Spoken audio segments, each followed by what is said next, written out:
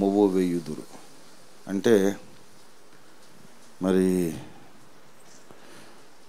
ఖర్జూర వృక్షమును పాత తెలుగు బైబిల్లో తమాల వృక్షము అని తర్జుమా చేయబడింది.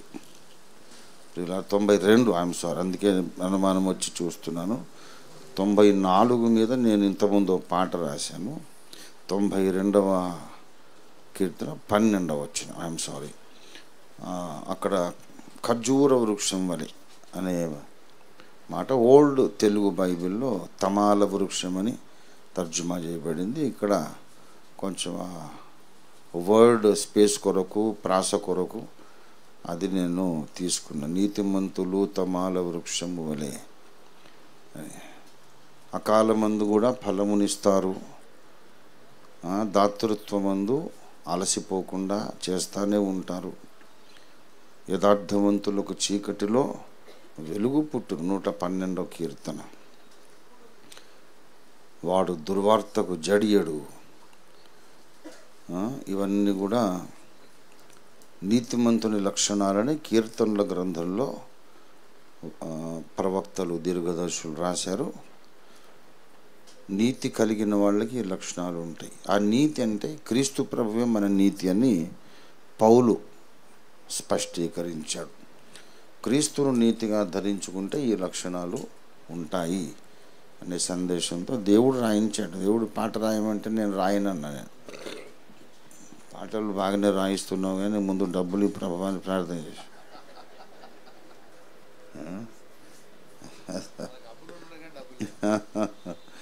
అయితే దేవుడు ఉండి ఇస్తారులే నువ్వు రాయి ముందని చెప్పి 3 దినాలు ఆయన నన్ను బలవంత పెట్టి రాయించాడు. దేవుని స్తోత్రము. మంచిది. ఇప్పుడు బర్త్డే బాయ్ పాలమాకుల మధు గారు ముందుకు వస్తారు.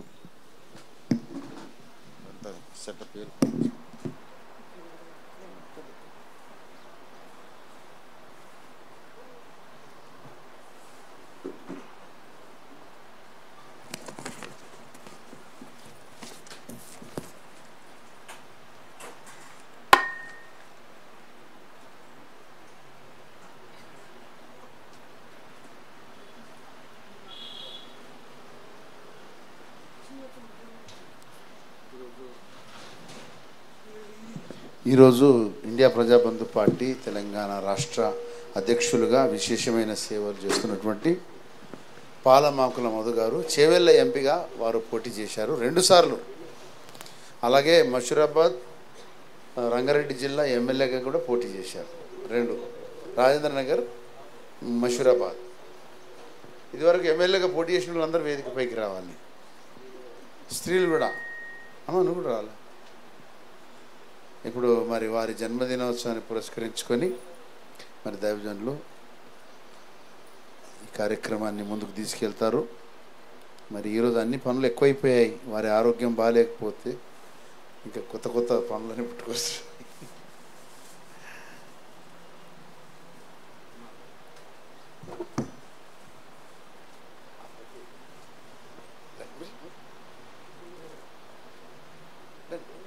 అందరు నిలబడే పక్కకు ప్లీజ్.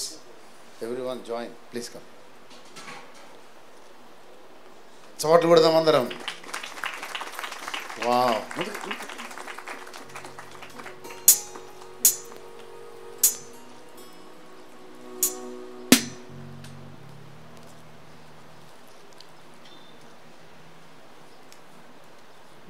దేవునికి స్తోత్రం. మన ప్రియ సహోదరుడు, సహదాసుడు, ఉద్యమంలో ఒక ముఖ్య సైనికుడు పాస్టర్ పాలమాకుల మధు నాకు నమ్మిన బంటు, నమ్మదగినటువంటి సహదాసుడు, అలాగే మనందరికీ ప్రియుడు, నమ్మకస్తుడు. మరి తన బర్త్డే సందర్భంగా మీ అందరి పక్షంగా వారికి జన్మదిన శుభాకాంక్షలు తెలియపరుస్తున్నాం. దేవుని స్తోత్రము. వారు ఇలాంటి జన్మదినాలు ఇంకా అనేకము జరుపుకోవాలి. ప్రభు అనుగ్రహిస్తే, ఆయన కనికరించి సహాయం చేస్తే తప్పక వారు చట్ట సభలో కూడా ప్రవేశించాలి. అని నేను వారిని ఆశీర్వదిస్తూ ప్రభువును ప్రార్థిస్తున్నాను. మరి చిన్న ప్రార్థన చేసిన తర్వాత వారు కేక్ను కట్ చేస్తారు. ఈరోజు వారి బర్త్డే సందర్భంగా మనందరికీ భోజన ఏర్పాట్లు కూడా మధు కుటుంబం, మధు జ్యోతమ్మ జరిగించారు. చాలా సంతోషం. దేవుడు వారిని ఆశీర్వదించుగాక. ప్రార్థన చేద్దాం. ప్రేమ కలిగిన మా మహాపరిశుద్ధ తండ్రి, జీవాధిపతి అయిన మా యేసయ్య, ఇటు ఆధ్యాత్మిక రంగంలో, సువార్త సేవా రంగంలో, అటు సామాజిక సేవా రంగంలో, రాజకీయ రంగంలో కూడా చురుకుగా పాల్గొంటూ నీ కుమారుడు 100% నిబద్ధతతో, అంకిత భావంతో నీ కుమారుడు తనకంటూ ఏమీ కోరకుండా నిస్వార్థంగా మరి దశాబ్దాల తరబడి చేస్తూ వస్తున్న అమోఘమైన సేవ కొరకు నీకు వందనములు చెల్లిస్తున్నా. మరి వారిద్దరిని కూడా, దంపతులను, పాస్టర్ మధుని, నిదాసురాలు జ్యోతమ్మను మీరు ఆశీర్వదించండి. వారి బర్త్డే సందర్భంగా వారి సహదాసులంగా మేమందరము వారి మీద నీ యొక్క నిండైన దీవెన కొరకు అడుగుచున్నాము తండ్రి. స్వతంత్రించుకుంటున్నాము. ఆరోగ్యముతో కూడిన దీర్ఘాయుష్షు మధుకు అనుగ్రహించండి. పరిశుద్ధాత్మ అభిషేకముతో, పరిశుద్ధాత్మ శక్తితో నింపబడిన దీర్ఘాయుష్యుని కుమారుడికి అనుగ్రహించండి. వారి ఇంట పట్టజాలని ధన సంపదలు నివసించినటువంటి స్థితి కల్పించండి ప్రభువా. విరోధులకు కాదనుటకు వీలుగాని వాక్కును, జ్ఞానమును వారికి అనుగ్రహించండి. నీ సేవకుని మాట రూఢిపరచండి తండ్రి. ఇలాంటి బర్త్డేస్ ఇంకా అనేకము సెలబ్రేట్ చేసుకుంటూ ప్రతి బర్త్డే, ప్రతి సంవత్సరం వెనక్కి వెళ్ళిపోతున్న కొద్దీ, వారు ముందుకు సాగుతున్న కొలది వారిపై ఆశీర్వాదము, వారిలోని జ్ఞానము, లోక జ్ఞానము, దైవ జ్ఞానము, వాక్య జ్ఞానము, వారిలోని ధైర్య సాహసాలు, వారి మీద ఉండే ప్రచండమైన పరిశుద్ధాత్మ అభిషేకపు శక్తి బల ప్రభావాలు అన్ని అంతకంతకు అధికమవుచు ఉండటానికి సహాయము చేయండి. దావీదు అంతకంతకు వర్ధిల్లును అని చెప్పినట్లు పాస్టర్ మధు అంతకంతకు వర్ధిల్లుచున్నాడని యావత్తు భారతదేశము గుర్తించి గమనించి ఇతడు నమ్మిన దేవుడు గొప్ప దేవుడు అని చెప్పగలడానికి సహాయము చేయండి. ఆశీర్వదించండి తండ్రి. ఇప్పుడు కేక్ను కట్ చేస్తుండగా ఈ కేక్ లాగా వారి ముందున్న జీవితం అంతా కడబోర ధ్వనించే వరకు అతి మధురముగా, చేదు అనేది ఎక్కడా తగలినటువంటి మాధుర్యంతో నింపబడినటువంటి జీవితంగా వారి జీవితాన్ని ఆశీర్వదించే వారికి నీ వరముగా దయచేయమని యేసు నామములో స్తుతించి ప్రార్థిస్తున్నాం తండ్రి. ఆమేన్. హల్లెలూయా. నాయనా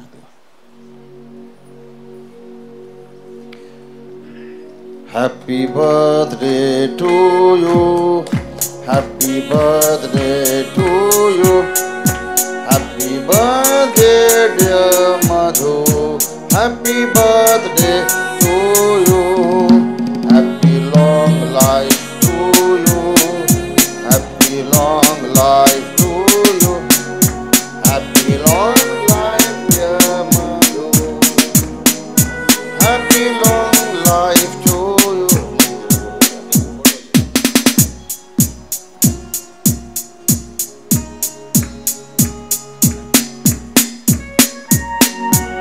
సహదాసులందరూ అభినందించండి.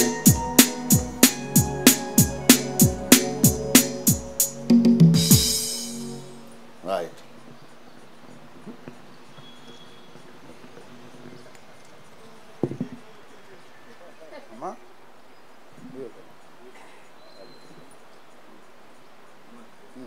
అభినందించండి, కేకులు ముట్టించండి. అందరూ పెట్టండి.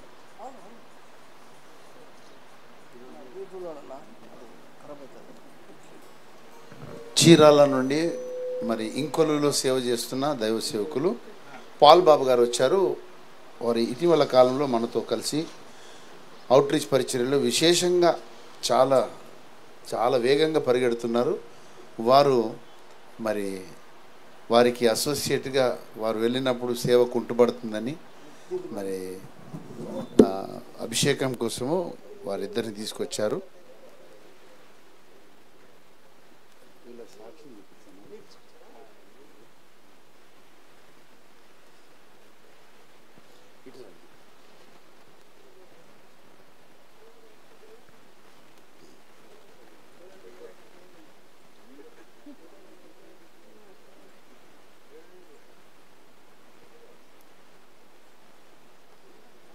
ఓకే.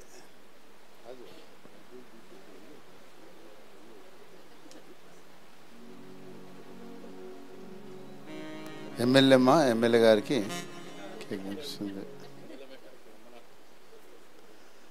ఓకే. మెదక్ ఎమ్మెల్యేగా కాంటెస్ట్ చేసిన కరుణాకర్ గారు, అలాగే దుబ్బాక నుండి ఎమ్మెల్యేగా కాంటెస్ట్ చేసిన, ఇదంతా రాజకీయ స్నేహం అన్నమాట.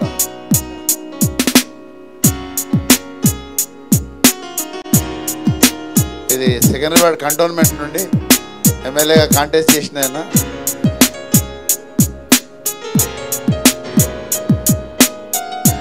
వీరందరి రాజకీయ స్నేహం రాబోయే చట్టసభల్లో పరిమళించాలని ఆశిస్తున్నాం.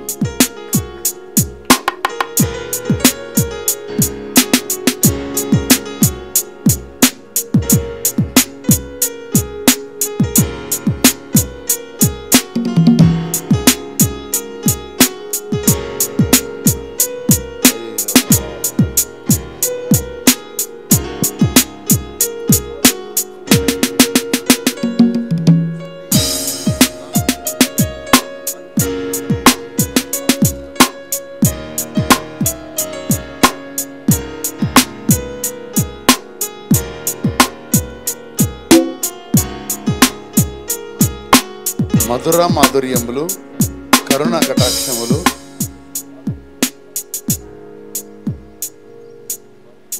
విస్తారంగా కుమ్మరించబడును గాక.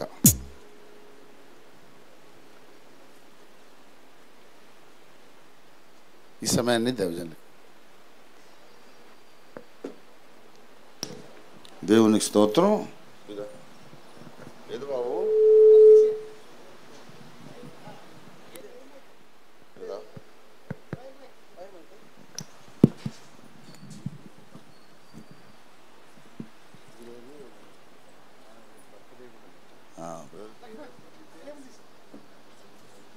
Srinivas, brother Srinivas and sister పేరు అశ్విని. మరి వారిద్దరు దంపతులు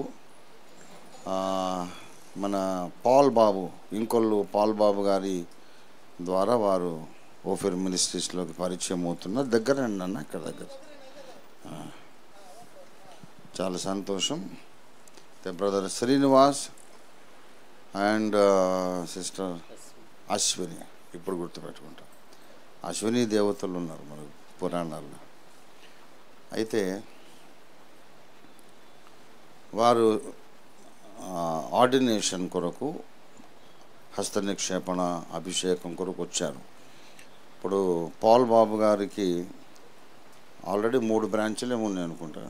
ఆల్రెడీ 3 ఉన్నాయి. మళ్ళా అవుట్ రీచ్లో ఎక్కువ వారు యాక్టివ్గా ఉంటున్నారు. ఒక్కరే అన్ని చేయడం కష్టంగా ఉంది. మరి నాకెవరైనా సహాయంగా ఉండాలి అని వారు ప్రార్థించినప్పుడు దేవుడు బ్రదర్ శ్రీనివాస్ కుటుంబాన్ని నడిపించారు. చాలా సంతోషం. అండ్ ఆల్సో ఇవాళ శ్రీనివాస్ గారి జన్మదినం. Wish you a very happy birthday brother. God bless you. తర్వాత ఇంకో విషయం, వారు సాక్ష్యం చెప్పాలి అని చెప్పాలన్నా అని అరుణ్ కుమార్ గారు అడిగారు. నేను ఏం అవసరం లేదన్నా. ఎందుకంటే వాళ్ళు చీరాల దగ్గర ఇంకొల్లు నుండి ఇంత దూరం 100 మైళ్ళు ప్రయాణం చేసి రావడం, డబ్బులు లేని సంస్థ ఓఫిర్ మినిస్ట్రీస్. మనం డబ్బులు ఇచ్చేవాళ్ళం కాదు, ఏమైనా ఇస్తే పుచ్చుకుంటాం అంతే తప్ప.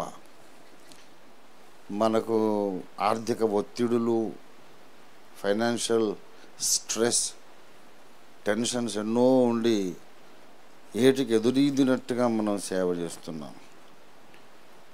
డబ్బులు ఇవ్వనటువంటి సంస్థ కొరకు వాళ్ళు 100 మైళ్ళు ప్రయాణం చేసి రావడమే ఒక సాక్ష్యం. అంతకంటే ఏం సాక్ష్యం కావాలా? అది చాలు అని నేను చెప్పాను. ఇప్పుడు సాక్ష్యం వద్దులే, టైం కూడా లేదని చెప్పాను. అయితే వారిద్దరిని, సిస్టర్ అశ్విని తర్వాత బ్రదర్ శ్రీనివాస్, వారిద్దరిని కూడా ఆమెను సువార్థికురాలుగా, బ్రదర్ శ్రీనివాస్ని సహాయ కాపరిగా, బ్రదర్ పాల్ బాబు గారికి అసిస్టెంట్ పాస్టర్గా వారిని అభిషేకిద్దాం. మరి మోకరిస్తారా నేను? మోకరించండి. మీరు ఎక్కడ ఏ సహవాసాలు రక్షింపబడ్డారు బ్రదర్? మన ఇంకొల్లులో పాల్బాబు గారి దగ్గరే. చాలా సంతోషం. రక్షణ పొందకముందు మీరు ఓకే అట్లా వచ్చి ఇప్పుడు ఓఫిర్ మినిస్ట్రీ ద్వారా రక్షణ అనుభవంలోకి వచ్చారు మీరు కూడా అమ్మా. చాలా సంతోషం, చాలా సంతోషం. పట్టుకుని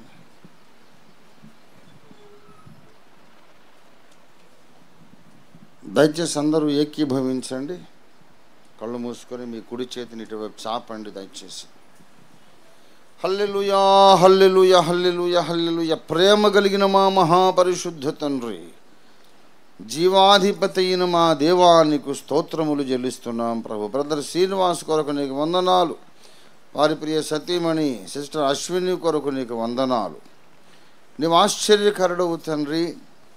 అనేక సహవాసములలో వారు కొనసాగి తుదకు అసలు సిసలైన రక్షణానుభవం, నూతన జన్మానుభవం అంటే ఏమిటో నిదాసుడైనటువంటి పాల్ బాబు గారు ఓఫిర్ మినిస్ట్రీస్ దైవజనుడి ద్వారా వారు తెలుసుకొని సహవాసంలోనికి వచ్చి, విదాసుడైన పాల్ బాబు గారి ద్వారా వారు బాప్తిస్మాలు కూడా పొందుకొని ఒకే దినాన భార్యాభర్తలు రక్షణ పొంది సత్య ప్రత్యక్షత కూడా పొంది సత్యమును వ్యాప్తి చేయడానికి, అసత్య బోధలు పెకలించడానికి జరుగుతున్న ఈ మహా ఉద్యమంలో మేము కూడా సహకారులుగా ఉండాలని వారు ప్రేరేపణ కలిగిన ఆయన నీ పరిశుద్ధాత్మ ద్వారా వారు ప్రేరేపించబడి ఇదిగో ఈ రీతిగా అభిషేకము కోరి వచ్చినారు తండ్రి. వారు డబ్బును కోరే వాళ్ళైతే, డబ్బును ప్రేమించే వాళ్ళైతే ఇప్పటిదాకా ఈ స్థలము దాకా రాలేరు తండ్రి. అనేక మంది దైవభక్తిని లాభసాధనం అనుకుంటున్నారు. కానీ నీ బిడ్డలు ప్రభువా, ఏదో లాభాలు సంపాదించే సాధనం సువార్త సేవ కాదు, మాకుండే లాభమంతా పరలోకంలోనే ఉంటుంది అనే స్వచ్ఛమైన విశ్వాసము గ్రహింపు కలిగిన వారై ముందుకు వచ్చిన ఈ జంట, ఈ దంపతులను మీరు ఆశీర్వదించమని మేమందరం ఒక్క మనిషి అయినట్లుగా ఏకీభవించి ప్రార్థిస్తున్నాము తండ్రి. తండ్రి, కుమార, పరిశుద్ధాత్మ త్రియేక దేవుని ఏకనామమైన యేసుక్రీస్తును అనంత శక్తియుత దైవనామమున నీ కుమారుడు శ్రీనివాస్ అనే నీ కుమారుణ్ణి నీవు పంపిన రాయబారిగా, నీ అపోస్తలునుగా నీవిచ్చిన అధికారమును బట్టి ఈ కుమారుడి శిరస్సున తైల ప్రోక్షణ చేసి హస్త నిక్షేపణ చేస్తున్నాం. ఈ కుమారుణ్ణి మీరు ఆశీర్వదించండి. ఇది మొదలుకొని అనుదినము అంతకంతకు అధికముగా మీ అభిషేకమును నీ కుమారుడి మీద అధికము చేస్తూ ఉండండి తండ్రి. పరిశుద్ధాత్మ వశునిగా, పరిశుద్ధాత్మ పూర్ణునిగా మీరు వాడుకోండి తండ్రి. నీకు వందనాలు. వారి నోట్లో ఇర్మియాకు చెప్పినట్లు, యెషయాకు చెప్పినట్లు వారి నోట్లో నీ మాటలే ఉంచి నీ చేతి నీటిలో మీరు కప్పి ఉంచమని ప్రార్థన చేస్తున్నాం. అడుగుపెట్టే ప్రతి స్థలములో నీ కుమారుడు మీరు తోడుగా ఉండండి తండ్రి. ఇది మొదలుకొని నీ కుమారుడికి ప్రభువా సువార్త ప్రకటించడానికి అధికారం ఇస్తున్నాం. ఆ సువార్తను నమ్మిన వారికి తన సీనియర్ లీడర్ అయినటువంటి పాల్ బాబు గారి అనుమతితో బాప్తిస్మాలు ఇవ్వడానికి కూడా అవసరమైన మేరకు మరి సంఘ పరిచర్య ఎంత జరిగించడానికి మేము అధికారం ఇస్తున్నాం. వారి సంఘములో చీఫ్ పాస్టర్ అయినటువంటి పాల్ బాబు ఎప్పుడైతే వారు బిజీగా నీ సేవలో ఇతర స్థలాల్లో ఉంటున్నారో అలాంటి సమయాల్లో ఆరాధన క్రమమంతా జరిగించి ప్రభురాత్రి భోజన సంస్కారం నీ బిడ్డల కొరకు ఆ పరిచర్య జరిగించి గృహ దర్శనాలు చేసి దయ్యములను వెళ్ళగొట్టడానికి, రోగులను స్వస్థపరిచే స్వస్థత ప్రార్థనలు చేయడానికి నీ కుమారుడు శ్రీనివాస్కు అధికారం ఏస్తున్నామని ఇస్తున్నాం తండ్రి. నీ కుమారుని దీవించండి. ఈ కుమారుడు ఒక అసోసియేట్ పాస్టర్గా చేరడం ద్వారా పాల్ బాబు గారి సేవ 10 రెట్లు 100 1000 రెట్లు విస్తరింపజేయమని, వర్ధిల్లజేయమని ప్రార్థన చేస్తున్నాం. ప్రభువా, తనపై ఉన్న నాయకులకు విధేయుడై, పరిశుద్ధాత్మదేవ నీకు విధేయుడై, నమ్మకస్తుడై ప్రభువా అగ్ని పరీక్షకు నిలిచే మేలిమి బంగారు సేవ చేసి నీ దాసుడు శ్రీనివాస్ సకల పరిశుద్ధులతో క్రీస్తు దాసులందరితో ఎత్తబడి కడబోర ధ్వనించినప్పుడు మీ న్యాయపీఠం ముందుకు వచ్చి బల నమ్మకమైన మంచి దాసుడు అనిపించుకుంటకు సహాయం చేయండి. మీరు ఆశీర్వదించండి. మీ దాసుడు అడిగి ఉన్నాడు, మేమందరం స్వతంత్రించుకుంటున్నాం. మీ సేవకుని మాట రూఢిపరచండి ప్రభు. అదేవిధంగా అలాగే నాయనా నీ ప్రియ కుమార్తె అశ్విని కొరకు మేము ప్రార్థన చేస్తున్నాం. తండ్రి, కుమార, పరిశుద్ధాత్మ త్రియేకదేవుని ఏకనామమైన యేసుక్రీస్తును అనంత శక్తియుత దైవనామంలో నీ దాసురాలు నీ కుమార్తె అశ్విని శిరస్సున తైల ప్రోక్షణ చేసి నీవు పంపిన అపొస్తలుడుగా, నీ రాయబారిగా నీవు అనుగ్రహించిన అధికారమును బట్టి తైల ప్రోక్షణ చేసి హస్త నిక్షేపణ చేసి ఈ నీ కుమార్తెను సువార్తికురాలిగా అభిషేకించి ప్రతిష్ఠించి ఓఫిర్ మినిస్ట్రీస్ లేడీ ఇవాంజలిస్ట్ ఆ కుమార్తెను నియమిస్తూ అధికారికంగా ప్రకటిస్తూ నీకు అప్పగిస్తున్నాము తండ్రి. నీకు వందనాలు. యువదీయ సుంటికే సువార్త పనిలో నాతో బహుగా ప్రయాసపడిన వారిని మీ దాసుడైన అపోస్తలుడైన పౌలు సాక్ష్యం ఇచ్చినాడు. అంతకంటే ఎక్కువ నీ బిడ్డ ప్రయాసపడుటకు మీరు శక్తి దయచేయండి. మనోబలం, శరీర బలం, ఆత్మబలం దయచేయండి. సర్వాంగ కవచం వీరిద్దరికీ ధరింపచేయండి. నాయన ఒక స్త్రీ గనుక నీ కుమార్తె ఎక్కడెక్కడికి సువార్త సేవ కొరకు సంచారములు చేసినా, తన కుటుంబం కొరకు తన వ్యక్తిగతమైన ప్రయాణాలు చేసినా, ఎలీషా పర్వతము చుట్టూ మోహరించి ఉండినటువంటి నీ పరలోక సైన్యాలు, అగ్ని రథములు, అగ్ని గుర్రములతో కూడినటువంటి అగ్నిస్వరూపులైన దేవలోక సైన్యాన్ని ఈ నీ కుమార్తె చుట్టూ మీరు ఎల్లప్పుడూ కావలిగా ఉంచండి. బ్రదర్ శ్రీనివాస్ చుట్టూ ఎల్లప్పుడూ నీ సైన్యాన్ని కావలిగా ఉంచండి ప్రభువా. వారి ప్రతి అడుగడుగున మీరు తోడుగా ఉండండి. కుమార్తెకు సువార్త ప్రకటించే అవకాశాలు మీరే దయచేయండి. అపరిచితులైన వ్యక్తులు, ఊహించలేనటువంటి వ్యక్తులు నీ కుమార్తె ముందుకు వచ్చి అమ్మ రక్షణ పొందాలంటే మేమేం చేయాలి అని అడుగుటకు సహాయం చేయండి. ఊహించలేని కొత్త కొత్త స్థలాలకు నీ బిడ్డకు ఆహ్వానం వచ్చేటకు సహాయం చేయండి. దుష్టుడు ఎప్పుడు కీడు చేయాలని పొంచి ఉన్నాడు. వాడిని వేస్తున్నాములు గద్దిస్తూ బంధిస్తూ పారద్రోడు వేస్తున్నాం. పాతాళ లోకానికి వాడిని విసరికొట్టి త్రొక్కి సమాధి చేస్తున్నాం తండ్రి. మా సహోదరి నీవు వేల వేల మందికి తల్లి వగుదువుగాక అని లాబాను రిబ్కాను గురించి అన్నాడు. అలాగే ఈ నీ దాసురాలు వేవేల మందికి ఆత్మీయ తల్లెగునుగాకని మేము ఈ బిడ్డను యేసుని నామమున దీవిస్తున్నాం.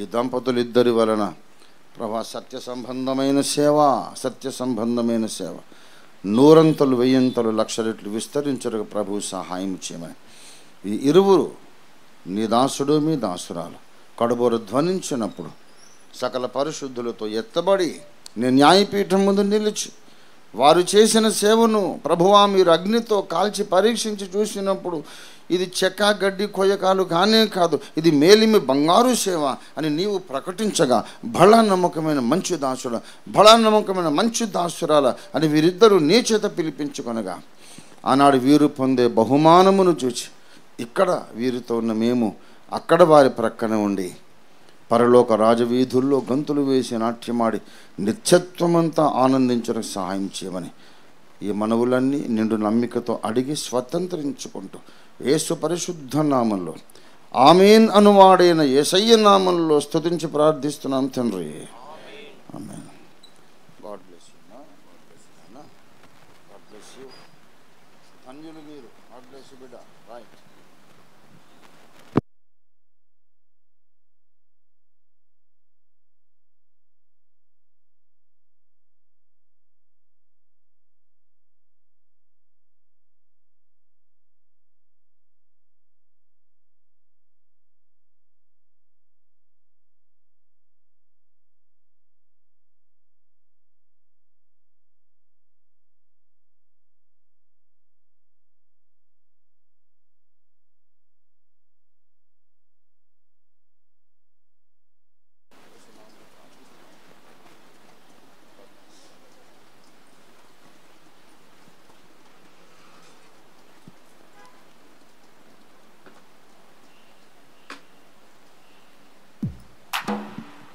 దేవునికి స్తోత్రం. నేను ఇవాళ ఎక్కువసేపు మాట్లాడను ప్రియులారా, అనేక కారణాలు ఉన్నాయి.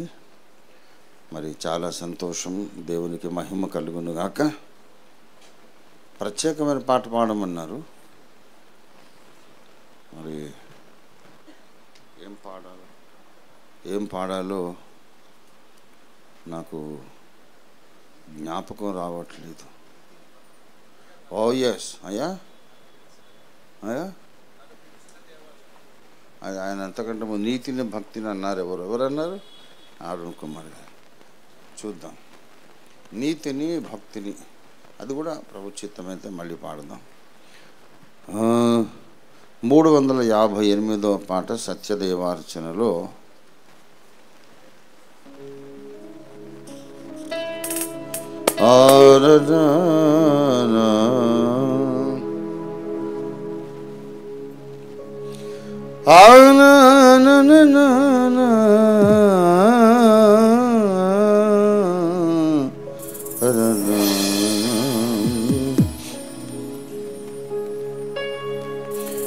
నీతిని భక్తిని నెమరువేయుమా, నియమము నిబంధనలో నిలచి సాగుమా. నీతిని భక్తిని నెమరువేయుమా, నియమము నిబంధనలు నిలచి సాగుమా. యేసురాజు అడుగు జాడలో, క్రీస్తు యేసు సిలువ బాటలో, దుప్పిలా జింకలా ఎగసి ఉబుకుమా, లేడిలా నెమలిలా నాట్యమాడుమా. దుప్పిలా జింకలా ఎగసి ఉబుకుమా, లేడిలా నెమలిలా నాట్యమాడుమా. నీతిని భక్తిని నెమరువేయుమా, నియమము నిబంధనలు నిలచి సాగుమా.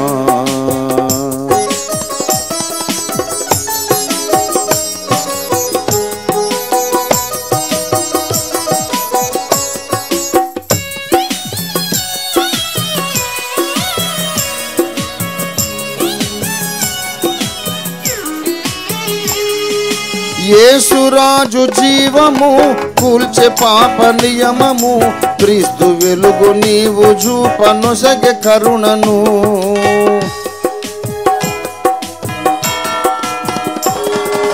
యేసురాజు జీవము కూల్చే పాప నియమము, క్రీస్తు వెలుగు నీవు చూపనొసగే కరుణను. శాపము నరకము పారద్రోలెను, జీవము ప్రేమను నొసగి కాచెను. ఆమేన్. శాపము నరకము పారద్రోలెను, జీవము ప్రేమను నొసగి కాచెను. యేసురాజు అడుగు జాడలో, క్రీస్తు యేసు సిలువ పాటలో, దుప్పిలా జింకలా ఎగసి ఉబుకుమా, లేడిలా నెమలిలా నాట్యమాడుమా. నీతిని భక్తిని నెమరువేయుమా, నియమము నిబంధనలు నిలచి సాగుమా.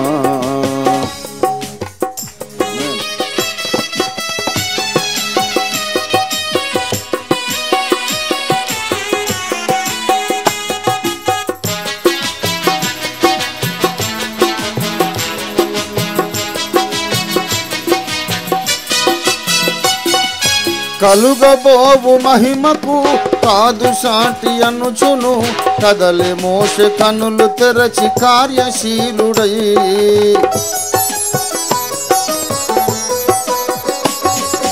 కలుగబోవు మహిమకు కాదు సాటి అనుచును, కదలే మోషే కనులు తెరచి కార్యశీలుడై. దేవుని దీవెన పొంది తరలెను, దైవ శక్తి చేతన ప్రజల నడిపెను. గ్లోరీ. దేవుని దీవెన పొంది తరలెను, దైవ శక్తి చేతన ప్రజల నడిపెను. యేసురాజు అడుగు జాడలో, క్రీస్తు యేసు సిలువ బాటలో,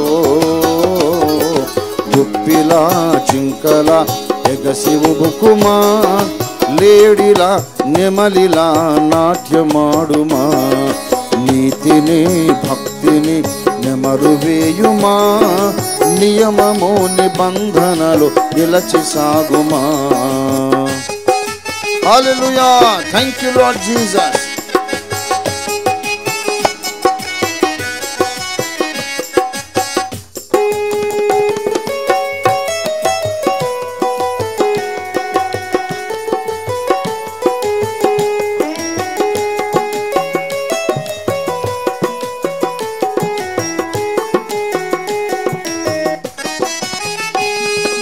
క్రీస్తు ప్రేమ వాహిని కదలి కడలి రూపమై కాల చక్రమంత నింపే కరుణ వార్తతో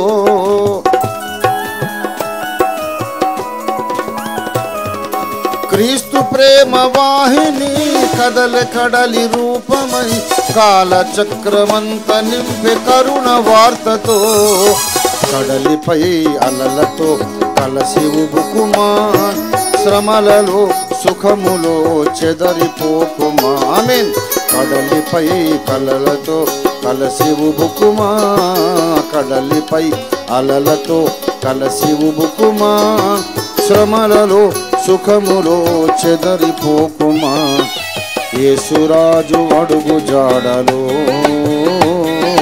క్రీస్తు యేసు సిలువ బాటలో గుప్పిలా జింకలా ఎగసి ఉబుకుమా లేడిలా నెమలిలా నాట్యమాడుమా నీతిని భక్తిని నెమరువేయుమా నియమము నిబంధనలు నిలచి సాగుమా ఆమేన్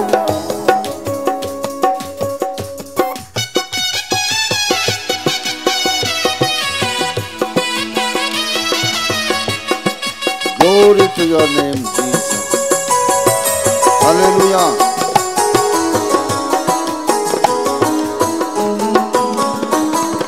వేశ్యకేలతో గారు దారమేల రక్షణి విర్రవీగి పాప శాపమందు నిలచిరి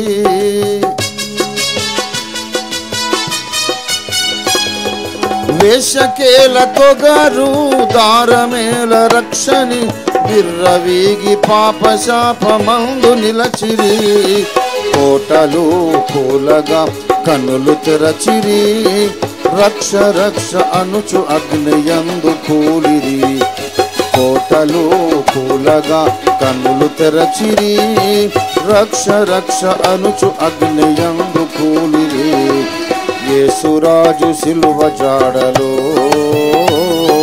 యేసురాజు అడుగు జాడలో ఓ క్రీస్తు యేసు సిలువ బాటలో గుంపిలా జింకలా ఎగసి ఉబుకుమా లేడిలా నెమలిలా నాట్యమాడుమా దుప్పిలా జింకలా ఎగసి ఉబుకుమా లేడిలా నెమలిలా నాట్యమాడుమా నీతిని భక్తిని నెమరువేయుమా నియమము నిబంధనలు నిలచి సాగుమా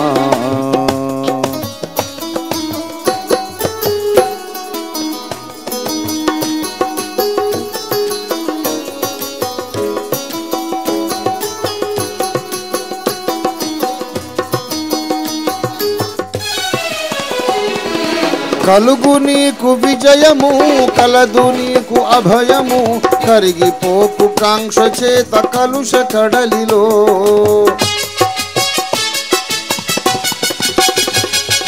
కలుగు నీకు విజయము కలదు నీకు అభయము కరిగిపోకు కాంక్ష చేత కలుష కడలిలో కలువరి సిలువను కలిగి భుజమునా కదలుమా అదరిగా ధరణి చీకటి కలువరి సిలువను కలిగి భుజమున కదలుమా అదరగా ధరణి చీకటి యేసురాజు అడుగు జాడలో క్రీస్తు యేసు సిలువ బాటలో గుప్పిలా జింకలా ఎగసి ఉబుకుమా లేడిలా నెమలిలా నాట్యమాడుమా నీతిని భక్తిని నెమరువేయుమా నియమము నిబంధనలు నిలచి సాగుమా నియమము నిబంధనలు నిలచి సాగుమా దేవునికి స్తోత్రం హల్లెలూయా రెవరెండ్ చాట్ల దేవ సహాయం గారు రాసిన అద్భుతమైన ఉపదేశ గీతం ఇది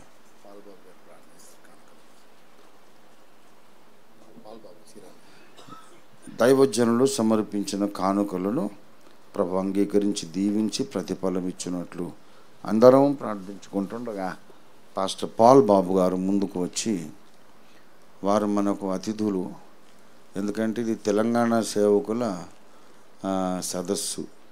మన పొరుగు తెలుగు రాష్ట్రం నుంచి వారు వచ్చారు. వారిని మనం ఘనపరచాలి, గౌరవించాలి. ఎందుకు వచ్చారంటే ఈ అభిషేక కార్యక్రమం కొరకు వారు వచ్చారు. వారికి ఎన్నో పనులు ఉన్నాయి. మళ్ళీ ఆంధ్రప్రదేశ్ సేవకుల మీటింగ్లో కూడా వారు ఉంటారు. ఎన్నో పనులు ఉన్నాయి. అయితే ఈ సభకు వారు మన పొరుగు తెలుగు రాష్ట్రం నుంచి కూడా రావడం, ఇద్దరు కొత్త సేవకులను కూడా మన మినిస్ట్రీస్కి పరిచయం చేయడం చాలా విశేషం. వారికి వందనాలు, దైవాశీస్సులు. వారు ప్రార్థన చేస్తారు, మనం ఏకీభవిద్దాం. పరిశుద్ధుడైన తండ్రి, సర్వశక్తి కలిగిన దేవా, మీకే స్తోత్రాలు. గత నెలంతా కూడా క్షేమంగా కాపాడి ఆగస్టు నెలలో తండ్రి ఇది నాను ప్రభువా అభిషక్త దైవజనుల సమావేశాన్ని మరొకసారి అందరం కలిసి నాయన ప్రభువా మీ దాసుని సమక్షములో జరిగించుకోవడానికి మీరు ఇచ్చిన సమయాన్ని బట్టి కృతజ్ఞతా స్తోత్రాలు చెల్లిస్తున్నాం ప్రభువా. మీ సేవను పరిచర్యను ప్రేమించి అయ్యా తండ్రి నీ బిడ్డల ప్రభువా తండ్రి కానుకలు అర్పించి ఉండగా మీ సేవ కొరకునైనా మీరు వాడుకోమని వేడుకొనుచున్నాం తండ్రి. ప్రతి సేవకునికి 100 ఆశీర్వాదాన్ని మీరు దయచేయండి. జరగబోయే నెలంతా కూడా తండ్రి అద్భుతమైన అభిషేకాన్ని ప్రతి సేవకునికి మీరు అనుగ్రహించి అనేక ఆత్మల రక్షణార్థమై నీ రాజ్య వ్యాప్తి కొరకై బలంగా మీరు వాడుకొనమని వేడుకొనుచున్నాం. ప్రతి సేవకునికి నేను ఆర్థిక సమృద్ధి మీరు దయచేయండి ప్రభువా. అంధకార స్థలములో ఉన్న నిధులను మరుగై ఉన్న ప్రభా ధనాన్ని మీ బిడ్డలకు అనుగ్రహించండి తండ్రి. కృపతో నింపునైనా మీకే స్తోత్రాలు. మీ దైవదేవులు దేవుని వాక్యాన్ని అందించబోచుండగా మాతో మీరు మాట్లాడి బలపరిచి జరగబోయిన నెలంతానైనా ధైర్యము తెచ్చుకొని బలము తెచ్చుకొని మీ సేవ పొలములో ముందు కొనసాగడానికి మాకు సహాయం చేయమని నజరేయుడైన యేసుక్రీస్తు నామములో అడిగి వేడుకొనుచున్నాము తండ్రి. ఆమేన్. Thank you brother, God bless you. అయ్యా వాళ్ళు చెప్పాలి. ఏ మైక్ తీసుకోవాలి? వైర్ మైకా కార్డ్లెస్ వద్దా? వైర్. దేవునికి మహిమ కలుగునుగాక. హల్లెలూయా. ప్రభునందు ప్రియులారా, అనేక కారణాలను బట్టి నేను కొద్దిసేపే మాట్లాడతాను. మీరు శ్రద్ధగా ఆలకించాలని మనవి చేస్తున్నాను. మీలో ప్రతి ఒక్కొక్కరికి కూడా నా హృదయపూర్వక నిండు కృతజ్ఞతలు, ఆహ్వానము, దైవాశీస్సులు. చాలా సంతోషం. మరి పాస్టర్లు కానోళ్ళు కూడా కొంతమంది ఇక్కడ ఉన్నారు. వారికి కూడా ఆహ్వానం. వాక్యం అందరికీ ఒకటే, ఏమి ఇబ్బంది లేదు. విశ్వాసంలోకి తెలియని రహస్యాలు, సీక్రెట్లు ఏమి మేము రహస్యమైన మంత్రాలు ఏమి చెప్పుకోము, వాక్యమే చెప్తాం. దైవ సేవకుల మీటింగ్లో విశ్వాసులు ఉండొచ్చా అని ఒక ప్రశ్న వచ్చింది చాలా కాలం కిందట. అప్పుడు నేను చెప్పిన జవాబు ఏంటంటే, తిమోతి దైవ సేవకుడు, తీతు దైవ సేవకుడు, పాస్టరల్ ఎపిజిల్స్ అంటారు, సంఘ కాపరుల పత్రికలు, 2 తిమోతి పత్రికలు, తీతు పత్రిక, కాపరుల పత్రికలు. మరి విశ్వాసులందరూ చదువుకుంటున్నారా లేదా? కదా. కాబట్టి అనవసరమైన నియమాలు, అనవసరమైన రూల్స్ ఇవన్నీ పెట్టుకోకూడదు. ఫస్ట్ ఆఫ్ ఆల్ మనందరము రాజులైన యాజక సమూహం, ఎవ్వరు దూరం కాదు. దేవుని బిడ్డలారా, ఇది పాస్టర్స్ కాన్ఫరెన్సు, మనకెందుకులే అనుకోకుండా నేను కూడా వింటాను నా వాక్యం అని ఆశపడి వచ్చిన వారిని నేను ప్రత్యేకంగా అభినందిస్తున్నా. మనకెందుకు వచ్చిన గొడవ అండి, మనకు బోల్డ్ పనులు ఉన్నాయి అని అనుకోలేదు. నన్ను అయ్యగారి నోట ఎప్పుడు ఏ వాక్కు దేవుడు పలికిస్తాడో నేను వినాలి అని వచ్చిన మీరు ప్రత్యేకంగా అభినందనీయులు. I welcome you and I appreciate you. Agape సంస్థలో, ఓఫిర్ మినిస్ట్రీస్లో అందరూ ఇదే వైఖరి కలిగి ఉండాలి. డోంట్ క్వశ్చన్, నువ్వు పాస్టర్ కాదు కదా ఎందుకు వచ్చావంటే ఇక్కడ ఏమన్నా రహస్యమైన మంత్రాలు ఏమన్నా ఉన్నాయా చెప్పుకోవడానికి? ఏమండి రహస్యమైన పూజలు ఏమన్నా ఉన్నాయా? వాక్యమే కదా, కనుక ఇబ్బంది లేదు. దేవునికి స్తోత్రం. గనుక ప్రభునందు ప్రియులారా, చాలా సంతోషం. మీకందరికీ ఆహ్వానం. హెబ్రీ పత్రిక 12వ అధ్యాయం. అవకాశం ఉంటే ఎవరైనా వెళ్ళి కొంచెం వేడి వేడి టీ ఏర్పాటు చేయండి. ఉదయం నుండి నేను ఉపవాసం ఉన్నా, ఏం తినలేదు. అందుకే ఇక్కడికి రాగానే ఫ్రూట్ జ్యూస్ తెప్పించుకొని తాగాను. అందుచేత Lakshman is ready. God bless you Laxman.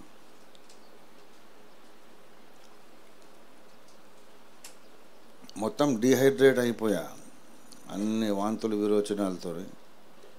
Dehydrate అయితేనే ఇట్లా ఉంది వ్యవహారం. ఇక లేకపోతే ఇప్పుడు కూడా ఏం తగ్గలేదు, అసలు తగ్గేదే లేదు ఏ పరిస్థితి అయినా సరే.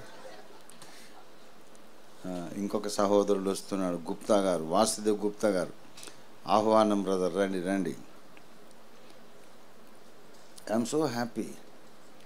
ఇంతమంది దేవుని వాక్యం వినడానికి వచ్చారు, ఇంత లేట్ అయినా కూర్చున్నారంటే ఇది ఇన్ ఇట్ సెల్ఫ్, మీరు రావడం, కూర్చోవడం, వేచి ఉండడం, వెయిట్ చేయడం, ఇదే ఒక ప్రచండమైన ఉజ్జీవం. ఇది దేవునికి స్తోత్రం కలుగును గాక. హల్లెలూయా. చెప్పాలంటే ఇంకా చాలా సంగతులు ఉన్నాయి. ఓసారి జంట నగరాల పాస్టర్స్ ఫెలోషిప్ అని, అంటే నేను కొత్తగా సేవలో ఉన్నప్పుడు నాకు పిచ్చోండే, మరి అమాయకత్వము ఏంటో, మరి అందరూ ఏలియాలాగా భగభగ మండుతుంటారని ఎక్స్పెక్టేషన్లో ఉన్నాను నేను.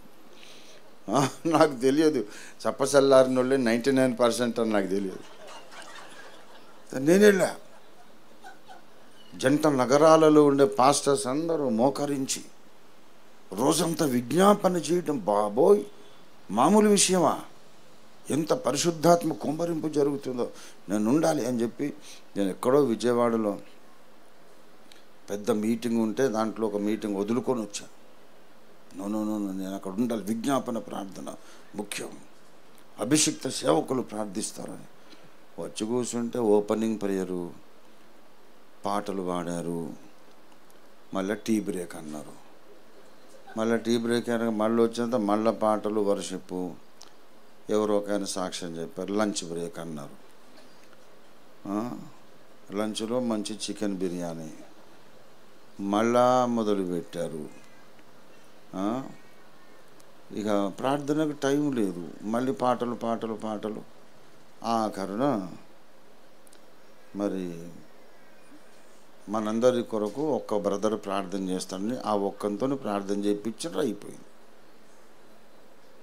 నాకు ఎంత నిరాశ అంటే గుండెలు మండిపోయినాయి. ఇప్పుడు అంటే కొంచెం వయసు, అనుభవం వచ్చింది. అప్పుడు చిన్నోండి కదా, 21, 22 ఏళ్ళే. నాకు అంత అనుభవం లేదు కనుక చాలా బాధపడ్డాను. వెళ్ళి నిర్వాహకులను అడిగాను, ఇదేం పరిస్థితి, ఇదేం పద్ధతి పాస్టర్ గారు? జంట నగరాల సేవకుల పాస్టర్స్ ప్రార్థన సహవాసం అన్నారు. ప్రార్థన ఏదండి? ఎవరు చేశారు ప్రార్థన? ఒక్కడితో చేయిస్తారా క్లోజింగ్ ప్రేయర్? ఇన్ని పాటలు ఎవడు పాడమన్నాడు? అసలు అయినా ప్రార్థన కూటము పిలిచి నేను బిర్యానీ ఎవడు పెట్టమన్నాడు? ఉపవాసం ఉండలేరా? ఒక పూట మానేసి చచ్చిపోతారా? ప్రార్థన కొరకు 2 నిమిషాలా అని నేను బాగా ఫైరింగ్ చేశాను. అప్పుడు ఇంకా చాలా స్పీడు. అప్పుడు పాత ప్రసంగాలు మీరు వింటే తెలుస్తుంది అన్నమాట. ఇక వీళ్ళందరూ నన్ను ఇట్లా గాయపరిచి నేను అనుభవం నేర్చుకొని మెల్లగా కొంచెం మెత్తబడ్డా. మెత్తబడ్డ తర్వాతనే దుర్మార్గులకు పంచెలు తడిసిపోతుంది. ఇప్పుడే ఇదేం పద్ధతి అండి అని ఫైరింగ్ చేశారు. ఆయన అన్నారు, బ్రదర్ మీకు ఆవేశం ఎక్కువ అండి, మీరంత ఆవేశం అయితే ఎట్లా, మనం సేవ చేయలేము. అరే బిర్యానీ ఎవడు పెట్టమన్నాడు? నేను అడిగాను. ప్రార్థన కొరకు ఒక పూట మానలేరా అని అడిగితే, బ్రదర్ ఆ బిర్యానీ పెట్టుకుంటే ఏ మాత్రం కూడా రారు బ్రదర్, ఎవరు రారు. నేను అన్నాను, బిర్యానీ కొరకు మీరు ప్రార్థన కొరకు కాదన్నమాట. ఇంకొకసారి మీ కూటానికి వస్తే నా చెప్పుతో నేను కొట్టుకుంటాను, మీకు నాకు గుడ్ బై, మీకు ప్రార్థన భారము లేదని చెప్పి వచ్చేసాను. మరి ప్రార్థన కొరకు ఇంతమంది, వందలాది మంది రావడం చాలా ఆశ్చర్యము, చాలా అద్భుతం, ఎంతైనా ఆనందకరం. దేవునికి స్తోత్రం. నా జన్మ ధన్యమైంది అనుకుంటే ఎప్పుడైతే ఒక 100 మంది ప్రార్థన చేద్దామని వస్తారో నా జన్మ ధన్యమైంది అనుకుంటాను. మరి అందులో వచ్చిన వాళ్ళకు బిర్యానీ కాదు, వెళ్ళేటప్పుడు ఛార్జీలకు డబ్బులు ఇచ్చి పంపాలి, లేకుంటే ఎవడు వస్తాడండి? ఇప్పుడు మీకు ఎవరు ఛార్జీలకు డబ్బులు ఇవ్వరు, మీరే దేవుని కొరకు ఇచ్చి వెళతారు. కాబట్టి భారతదేశాన్ని కదిలించే ఒక మహా ఉద్యమానికి ఇదే నాంది అని నేను అనుకుంటున్నా. దేవునికి స్తోత్రం కలుగును కాక. ఇక్కడే కాదు, ఆంధ్రప్రదేశ్ కానీ ఎక్కడైనా అగాపే సంపూర్ణ సువార్త సహవాస సభలలో పెద్దపీట వేసేది దేవుని వాక్యానికి, అలాగే ప్రార్థన విజ్ఞాపన. డబ్బులు వస్తాయని కాదు, మంచి భోజనం పెడతారని కాదు. We come here to taste the word of God. మనం తిండిపోతులము, వాక్య తిండిపోతులము. దేవునికి స్తోత్రం. నువ్వు నీరసంగా ఉంది, ఎగ్జాషన్ ఉంది అనుకుంటున్నా, నువ్వు ఉపోద్ఘాతమే ఇంత పొడుగు క్లాస్ బీగితివి, నువ్వు ఏం మనిషివా నువ్వు అని మీరు తిట్టుకోకండి. నేను తొందరగా ముగించేస్తాను. దేవునికి స్తోత్రము. ఎందుకో మిమ్మల్ని చూస్తే నాకు హృదయం ఉప్పొంగి ఈ మాటలు చెప్పాలనిపించి, ఇంతమంది ప్రార్థన కొరకు రావడం ఎంత అద్భుతం అని ఆనందాతిరేకం కలిగింది. హెబ్రీ పత్రిక 12వ అధ్యాయము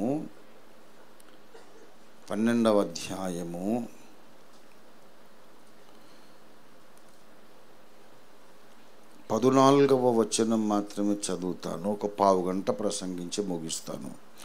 అందరితో సమాధానమును పరిశుద్ధతయు కలిగి ఉండుటకు ప్రయత్నించుడి. పరిశుద్ధత లేకుండా ఎవడును ప్రభువును చూడడు. చిన్న మాట ప్రార్థన చేసుకుందాం. ప్రేమ కలిగిన మా మహాపరిశుద్ధ తండ్రి, జీవాధిపతి అయిన మా దేవా, జీవము కలిగిన మా యేసయ్య, నిత్య జీవ నిధి నీకు వందనాలు, నిత్య జీవ ప్రదాత నీకు వందనాలు. మిమ్మల్ని ఏమని పిలవగలము, ఏ రీతి కొలవగలము, ఏ రీతి నిన్ను సేవించగలము తండ్రి. మేమైతే ఎందుకు పనికిరాని వాళ్ళమని ఒప్పుకుంటున్నాను. అందరిలోనూ ఈ నీ వాక్య సేవకుడైన ఈ నీ దాసుడు అందరికంటే అట్టడుగున ఉన్నటువంటి నిష్ప్రయోజకుడని నేను ఒప్పుకుంటున్నాను తండ్రి. దయతో దిగిరండి. మేము బాగుపడాలంటే, బలపడాలంటే, మా గమ్యం ఏదో మాకు తెలియాలంటే, మా త్రోవ నడవాల్సిన బాట ఏదో తెలియాలంటే మీరు మాట్లాడాలి తండ్రి. మీరు మౌనం దాలిస్తే మాకేమీ తెలీదు, ఏమీ అర్థం కాదు, అసలు మేము బ్రతకలేము. మీరు మాట్లాడితే మేము బ్రతుకుతాము, మీరు మాట్లాడకపోతే మేము చచ్చిపోతాం తండ్రి. గనక మేము బ్రతుకున్నట్లు అనేక మంది నీ ప్రజలను సమాధుల్లో నుండి బయటికి పిలువగలుగునట్లు, సమాధుల్లో ఉన్న ఇశ్రాయేలును, నూతన నిబంధన ఇశ్రాయేలును కూడా బయటికి పిలవగలిగే దేవోక్తిని మేము హెజ్కేలు వలె ప్రవచింపగలుగునట్లు ఇప్పుడు దిగిరండి ప్రభువా. ముమ్మరంగా నీ పరిశుద్ధాత్మ వర్షము మాపై కుమ్మరించండి. నాతో మాట్లాడండి, అందరితో మాట్లాడండి దేవా. నాకు కనబడండి ప్రభు, అందరికీ కనబడమని యేసయ్య నామంలో స్తుతించి ప్రార్థిస్తున్నాం తండ్రి. ఆమేన్, ఆమేన్, ఆమేన్. ప్రభునందు నాకు అత్యంత ప్రియులారా, ప్రాముఖ్యమైనటువంటి కొన్ని సంగతులు మీతో మాట్లాడి మీతో పంచుకొని ముగించాలని ఈ వేదిక మీదకి వచ్చిన తర్వాత దేవుడు నాకు బయలుపరిచాడు. ఆఖరి క్షణంలో బయలుపరిచాడని నేను అనను. సాధారణంగా అసలు లాస్ట్ మూమెంట్లో బైబిల్ ఓపెన్ చేసేదాకా తెలియదు ఎక్కడ టేక్ ఆఫో ఎక్కడ ల్యాండింగో. ఇవాళ మాత్రం వేదిక ఎక్కగానే దేవుడు మాట్లాడాడు, ఇదిగో నీ పాయింట్ ఇదని. ఆ తర్వాత దాదాపు గంట గడిచింది కదా మన వివిధ కార్యక్రమాల్లో. దేవుని సన్నిధిలో ఏ సాక్ష్యం చెప్పినా యథార్థంగా ఉండాలి. యేసయ్య చాలా పర్ఫెక్షనిస్ట్ అండి. నేను లాస్ట్ మూమెంట్లో ప్రభు బయలుపరిచాడని చెప్పాను అనుకో, ఇంటికి పోయినాక ఏసైనా చెవి పెట్టుకుంటాడు. ఏమో చెప్పావేంట్రా, నీకు చెప్పి గంట సేపు అయింది కదా అని అంటాడు. ఆయన అంత పర్ఫెక్షనిస్ట్. మంచిది. ఈ చదవబడినటువంటి లేఖన భాగాన్ని మనం గమనిస్తే, ప్రభువును చూడలేని క్రైస్తవులు, ప్రభువును చూడలేని విశ్వాసులను గూర్చి ప్రస్తావించబడింది. అందరితో సమాధానమును పరిశుద్ధతయు కలిగి ఉండుటకు మీరు ప్రయత్నించుడి.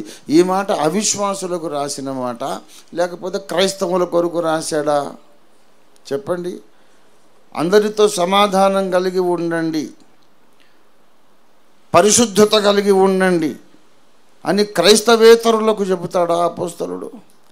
అసలు వాళ్లకు చెప్పగలిగిన మాటేనా? వాళ్ళు పరిశుద్ధత కలిగి ఉండగలరా? జన్మ పాపులు, కర్మ పాపులు, స్వభావరీత్యా పాపులు. రక్షణ పొందని వాడిని పట్టుకొని బాబు పరిశుద్ధంగా ఉండు అంటే వాడు ఎలా పరిశుద్ధంగా ఉంటాడు? సినిమాలు మానేస్తాను, చుట్ట బీడి కళ్ళు సారా మానేస్తాను అంటాడు. అప్పుడు పరిశుద్ధుడా? మరి యేసు రక్తములో కడుగబడకుండా, దేవునితో సమాధాన పడకుండా ఎవడు ఎంత నీతిగా బ్రతకడానికి ప్రయత్నించినా వాడు పాపి అని దేవుడు మాట్లాడుతున్నాడు. క్రీస్తు లేకుండా ఎవడు పరిశుద్ధుడు కాడు, క్రీస్తు లేకుండా ఎవడు నీతిమంతుడు కాడు. ఈ మాటలు సహోదరులకు, విశ్వాసులకు రాశాడు. దయచేసి 10వ అధ్యాయం 19వ వచనం చూడండి.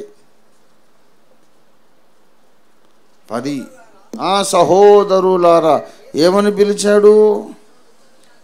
సహోదరులకు ఈ పత్రిక రాస్తూ ఉన్నాడు. దయచేసి 12:8 చూడండి.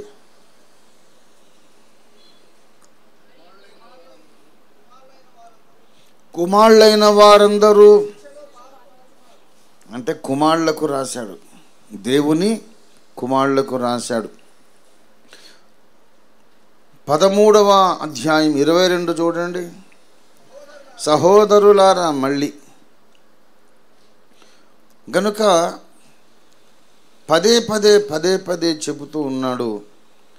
మరి వీళ్ళందరూ ఎవరు అంటే పరలోక సంబంధమైన పిలుపులో పాలు పొందిన పరిశుద్ధ సహోదరులు. 3వ అధ్యాయం 1వ వచనం చూడండి. ఎవరికి ఈ పత్రిక అడ్రస్ చేస్తున్నాడు? ఇందువలన పరలోక సంబంధమైన పిలుపులో పాలు పొందిన బాబోయ్ మామూలు సహోదరులు కూడా కాదు, వీళ్ళెవరు? పరిశుద్ధ సహోదరులు.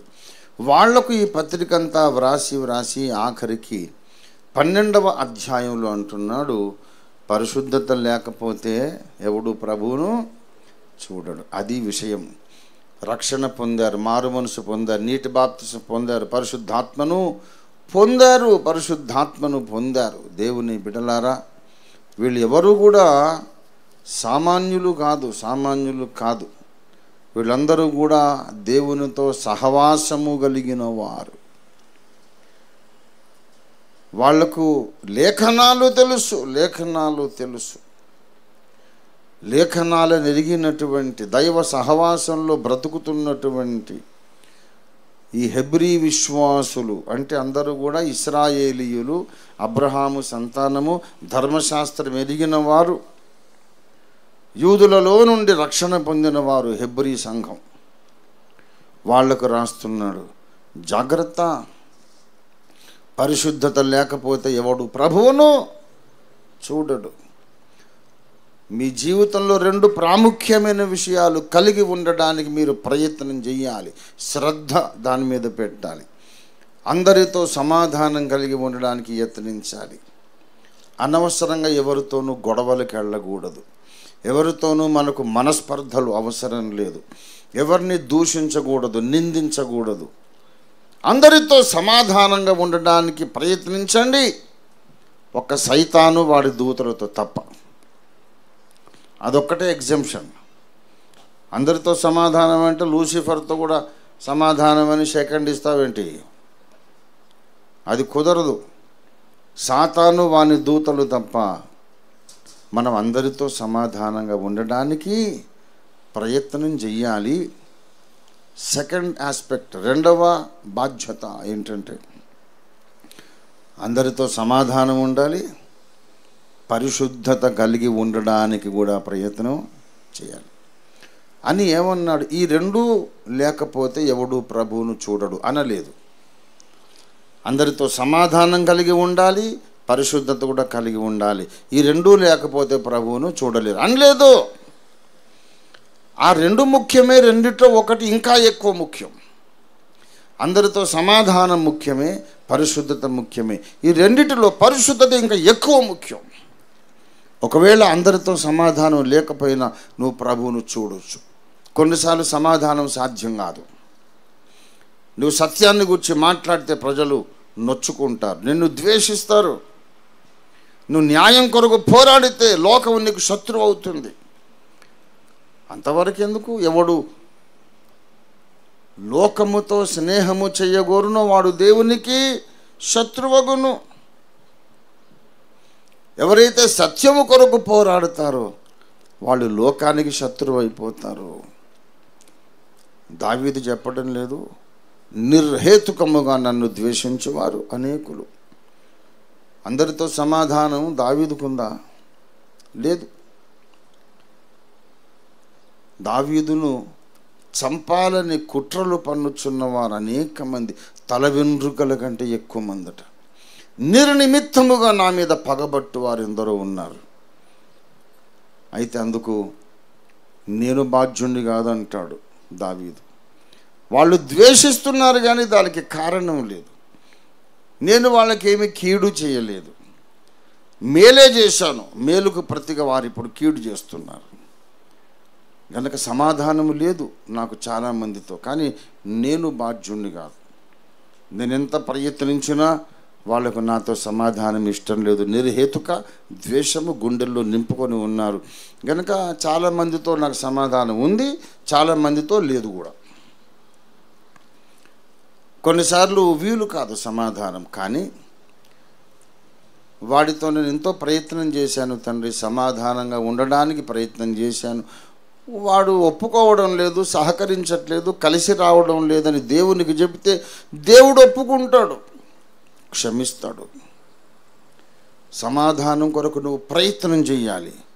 ప్రయత్నించిన అవతల వాడు కలిసి రాకపోతే నీ తప్పు కాదు, అది ఆప్షనల్. అవకాశం ఉంటే ఏమండి అందరితోనూ సమాధానం కలిగి ఉండడానికి ప్రయత్నము చేయండి.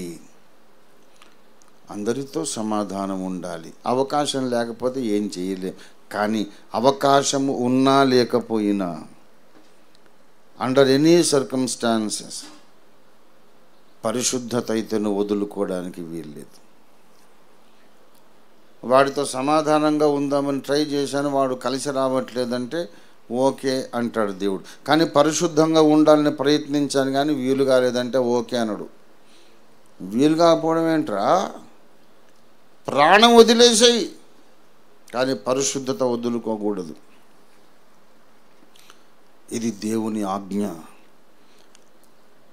అనేక మందితో సమాధానము లేనోళ్ళు కూడా రెండవ రాకడలో ఎత్తబడతారు. దావీదు అలాగే ఎత్తబడతాడు, పౌలు అలాగే ఎత్తబడతాడు. ఎందుకంటే వాళ్ళకు సమాధానం లేకపోవడానికి వాళ్ళు బాధ్యులు కాదు. కానీ పరిశుద్ధత లేకుండా ఎవ్వడు ప్రభువును చూడడు, ఎత్తబడడు, దేవుని సన్నిధికి వెళ్ళలేడు. పరిశుద్ధత చాలా ప్రాముఖ్యమని చెబుతూ ఆ కింద కొన్ని విషయాలు చెబుతున్నాడు. 15వ వచనం, మీలో ఎవడైనను దేవుని కృపను పొందకుండా తప్పిపోవునేమో అని జాగ్రత్తగా చూచుకొనుడి. అనేక సెంటెన్సెస్ కామా కామా చెప్పి ఆఖరికి 16 చివరన దాన్ని ముగించాడు. మధ్యలో అన్ని కామాలే, ఫుల్ స్టాపులు లేవు.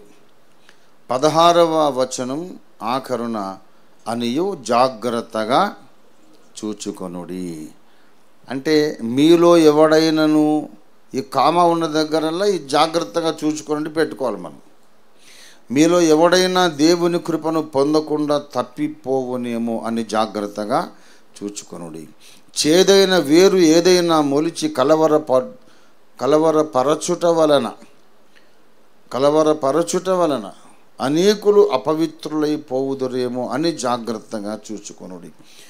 ఒక పూట కూటి కొరకు తన జ్యేష్ఠత్వపు హక్కును అమ్మివేసిన ఏశావు వంటి భ్రష్టుడు వ్యభిచారి మీలో ఉండునేమోనని జాగ్రత్తగా చూచుకొనుడి. ఈ 3 విషయాలలో జాగ్రత్త పడాలి. మనం దేవుని చూడాలంటే, దేవుని ఎదుర్కోవాలంటే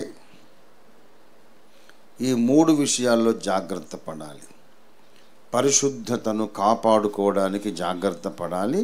అసలు పరిశుద్ధత అనగా ఏమిటో నిర్వచించడానికి ఈ 3 విషయాలు చెప్పాడు. కంపల్సరీగా నీవు కలిగి ఉండవలసిన పరిశుద్ధత అంటే ఏమిటో మనకు అర్థం కావడానికి ఈ 3 విషయాలు చెప్పాడు. ఒక పూట కూటి కొరకు తన జ్యేష్ఠత్వపు హక్కును అమ్మివేసిన ఏశావు లాంటి భ్రష్టుడైన వ్యభిచారి అయిన మీలో ఉండునేమోనని జాగ్రత్తగా చూచుకొనుడి. ఒక పూట కూటి కొరకట.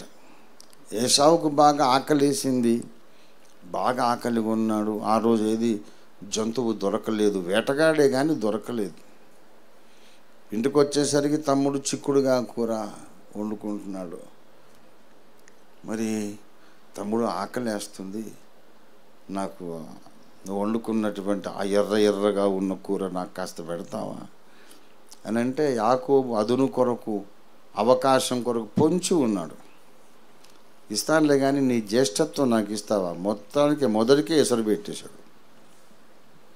అప్పుడు ఏమనాలి ఏశావు? ఏరా ఎంత అన్యాయం! ఒక పూట 4 మెతుకులు అన్నం పెట్టి నా జన్మ స్వాతంత్ర్యాన్ని నువ్వు తీసుకుంటావా? అవసరం లేదు. ఇంటికెళ్ళి అమ్మని అడుగుతాను, ఏదో పెడుతుంది. నాన్నని అడుగుతా, ఏదో పెడతారు. నా జ్యేష్ఠత్వం లాగేసుకుందామని చూస్తున్నావు నువ్వు. ఎంత మోసగాడివిరా నువ్వు! జ్యేష్ఠత్వం అంటే చాలా విలువైంది కదా, నేను ఎలాగ నీకు ఇచ్చేస్తాను? అన్నం పెట్టకపోతే పో, దేవుడిని అడుగుతా, దేవుడే నా ఆకలిని కంట్రోల్ చేస్తాడు అని వెళ్ళిపోవాలి. కానీ ఏమన్నాడంటే, నేను చావబోవుచున్నాను కదా, జ్యేష్ఠత్వం నాకెందుకు తీసుకోరా అనేసాడు. అంటే జ్యేష్ఠత్వము అంటే మెస్సియా జన్మించడానికి అవసరమైన వంశావళిలో ఉండే ధన్యత, అవకాశం. అబ్రహాం ఇస్సాకును కనెను, ఇస్సాకు యాకోబును అతని అన్నదమ్ములను కనెను. ఏశావు సంగతి పోయింది, లేకపోతే అక్కడ ఏశావు ఉండాలి. ఆ లీనేజ్, ఆ వంశావళి, ఆ వంశ పారంపర్యముగా ఎలాగ ఎవరి తర్వాత ఎవరు పరంపరగా పుట్టారో అందులో నిలబడి ఉండడమే జ్యేష్ఠత్వం. ఇవాళ మనం చదువుకునే వాళ్ళం. అబ్రహాము కుమారుడైన ఇస్సాకుకు పుట్టిన 2 కవల పిల్లల్లో జ్యేష్ఠుడైన వాని నుండి మెస్సియా వచ్చాడు, ఏశావు నుండి వచ్చాడు. మనం చదువుకునే వాళ్ళం. పరలోకంలో కూడా ఎంతో ధన్యత, ఎంతో గొప్ప ఘనత. కానీ ఎందుకురా జ్యేష్ఠత్వం నాకెందుకు? ఏమైనా కొరుక్కొని తినేదా? ఆకలేస్తుంది, చచ్చిపోవడానికి రెడీగా ఉన్నాను. అంత అవలీలగా చులకనగా తీసి పారేసి వాడికి కావాలి జ్యేష్ఠత్వం తీసుకోమని. జ్యేష్ఠత్వం అనగా వాడికి విలువ తెలియదు. రక్షకుణ్ణి లోకానికి అందించే వంశావళిలో ఉండడం అనగా వాడికి విలువ తెలియదు. ఇట్లాంటి మైండ్ వీడుకుంటుందని వాడు పుట్టక ముందే దేవునికి తెలుసు గనక పిల్లలు ఇంకా పుట్టి మేలైన కీడైన చేయకముందే దేవుడు ఏశావును ద్వేషించాను, యాకోబును ప్రేమించాను. ఇది యాకోబు దేవుడి పుస్తకంలోని మ్యాటర్. ఇది ఏశావు ఒక పూట కూటి కోసం నిత్యమైన ఆశీర్వాదాలను వదులుకున్నాడు అవలీలగా. అట్లాంటోడు మీలో ఉంటాడేమో, జాగ్రత్తగా చూసుకో అని ఎందుకన్నాడంటే, ఏశావుకు వచ్చిన పరీక్ష మనకందరికీ రాబోతుంది. ఏశావుకు వచ్చినటువంటి పరీక్ష ప్రతి క్రైస్తవ విశ్వాసికి రాబోతుంది. నీకు జ్యేష్ఠత్వం కావాలా? లేకపోతే భోజనం కావాలా అని ప్రపంచ రాజు మనల్ని అందరినీ నిలదీసి కార్నర్ చేసి అడిగే సమయమే మహాశ్రమల కాలం. ఆ రోజున చాలామంది అంటారు, ఏరా రేషన్ ఇస్తావు, రేషన్ కార్డు ఇస్తావు, బియ్యం ఇస్తావని యేసును వదులుకోవాలా మేము? అక్కర్లేదు, నువ్వు వద్దు, నీ భోజనం వద్దు, చచ్చిపోతే చచ్చిపోతాం. అంతేగాని మా జ్యేష్ఠత్వాన్ని, ఆ జ్యేష్ఠుని వంశములో ఉండే మా మహాభాగ్యాన్ని నువ్వు దొంగిలించడానికి వీల్లేదు. మేము ఇలాగే ఉంటాం, జ్యేష్ఠత్వాన్ని వదులుకోము. జ్యేష్ఠుని సారూప్యములు ఉన్నటువంటి జ్యేష్ఠుల సంఘములో మా స్థానాన్ని వదులుకోము. చంపితే చంపేసాయి అని మొండికేస్తారు కొంతమంది. కానీ కొంతమంది అంటారు, పర్వాలేదులే, వాడు 3 ఆర్లు ముద్ర వేసుకోమంటున్నాడు, వేసుకుందాం. శరీరము కేవలము నిష్ప్రయోజనము. ఈ చెత్త మీద వాడు ఎన్ని ఆర్లు వేసుకుంటే ఏముంది? 3 ఏమిటిరా, 30 ఆర్లు వేసుకో. నా హృదయం యేసయ్యకి ఇచ్చేశాను. ఈ చెత్త శరీరంది పెద్ద ప్రాముఖ్యత ఏం లేదు. నువ్వు 666 ముద్ర వేసుకొని లోపల యేసు రక్తం చేయం అనుకుంటుంటా. పర్వాలేదు, ఏదో రకంగా బ్రతకాలి కదా. ఆయన ఇప్పుడు ప్రాణం మీదకే వచ్చింది, నేను చచ్చిపోయే టైం వచ్చింది. ఇప్పుడు సిద్ధాంతాల కొరకు పోరాడితే ఏం ప్రయోజనం? ఇలా మొండి విశ్వాసంతో, మొండి పట్టుదలతో అందరూ చచ్చిపోయారు అనుకో, మరి సువార్త ఎవరు చెప్తారు? సువార్త చెప్పడానికైనా మనం బ్రతుకుండాలి కదా అని కాంప్రమైజ్ అయ్యేవారు అత్యధిక శాతం ఉంటారు, గ్రేట్ మెజారిటీ. ప్రాణం పోయినా సరే నేను రాజీ పడను అనేవాళ్ళు కొద్దిమంది. ఏశావుకు వచ్చిన సిచ్యువేషనే మనకు వస్తుంది. నాకు నీవిచ్చే చిక్కుడుకాయల కూర నాకు అక్కర్లేదు, నువ్వు మటన్ బిర్యానీ పెట్టినా నాకు అక్కర్లేదు, నువ్వు నాకు ప్రపంచంలో ధనమంతా మూటగట్టించినా నాకు అక్కర్లేదు, జ్యేష్ఠుల సంఘములో నేను ఉండాలి, అదే నేను కోరుకుంటున్నా, దాని కొరకు అవసరమైతే ప్రాణమైన ఇచ్చేస్తాను అని మనము నిలబడగలగాలి. ఎవడైతే ప్రాణం మీద తీపితో ఆకలేస్తుందని తట్టుకోలేక బలహీనపడి తమ రక్షణనే అమ్మేసుకుంటున్నారు, వాళ్లను లేఖనం పిలుస్తోంది భ్రష్టుడు, వ్యభిచారి అని. వాళ్ళను పిలుస్తోంది భ్రష్టుడు, వ్యభిచారి. అలాంటి మనస్తత్వం మనలో ఉండకుండా మనము జాగ్రత్తగా చూసుకోవాలి. రెండవది, చేదైన వేరు ఏదైనా మొలిచి కలవరపరచుట వలన అనేకులు అపవిత్రులైపోతారేమో అని జాగ్రత్తగా చూచుకొనుడి. చేదైన వేరు మొలచుట, మీరు నాకు చెప్పండి, వేరు మొలవాలంటే మనం ఏం చేయాలి? ముందు చెప్పండి. ఒక విత్తనం అయితే నాటాలి కదా. చిన్నప్పుడు నేను గింజలు నాటడం, పూల మొక్కలు, కాయగూరలు పెంచడం నాకు చాలా ఇష్టం. మరి చిక్కుడుకాయ గింజలు నాటి ఇది ఎట్లా, దీనికి ఎట్లా కొమ్మలు, తీగలు ఎలాగ, దీని ఆకులు ఎలాగ వస్తాయి అంటే మా అమ్మ చెప్పింది, ఆ గింజలోంచి వేర్లు మొలిచి కిందికి భూమిలోకి తన్నుతాయి, మనం పోసే నీటిని ఆ వేర్లు పీల్చుకొని ఆ పైన కాండానికి అందిస్తాయి, అలాగ పెరుగుతూ ఉంటుందిరా అని చెప్పి. ఇక నేను చిక్కుడుకాయ గింజ నాటి రోజు పొద్దున్నే ఆ గింజ బయటికి తీసి చూడటం, ఇంకా వేరు రాలేదని మళ్ళీ పెట్టి మళ్ళీ మట్టి కప్పారు. మళ్ళీ ఇవాళ రాలేదు వేరు, మళ్ళీ రేపు పొద్దున తవ్వి గింజ తీసి ఇంకా వేర్లు రాలేదు మళ్ళీ పెట్టడం. 15 రోజులు అయిపోయింది. అమ్మ నేను పెట్టిన గింజ అది మొలవట్లేదు అని అంటే, అవునా, ఎందుకు మొలవదురా, చూద్దామని అమ్మ కూడా వచ్చింది. ఇగో చూడమ్మా నీకు చూపిస్తానని అమ్మ ముందే తీసి మళ్ళీ అది కుళ్ళిపోయింది. అది ఏం చేస్తున్నారు, రోజు ఇలాగే చేస్తున్నావు నువ్వు అని అడిగింది. అవును కదా, మరి వేరు వచ్చింది లేదు నాకు ఎలా తెలుస్తుంది అంటే, పిచ్చోడా అలా చేస్తే ఎప్పటికీ చెట్లు రావు. విత్తనం నాటిన తర్వాత దానికి నువ్వు రీజనబుల్ టైం ఇవ్వాలి, కొన్నాళ్ళ వరకు దాన్ని మర్చిపోవాలి.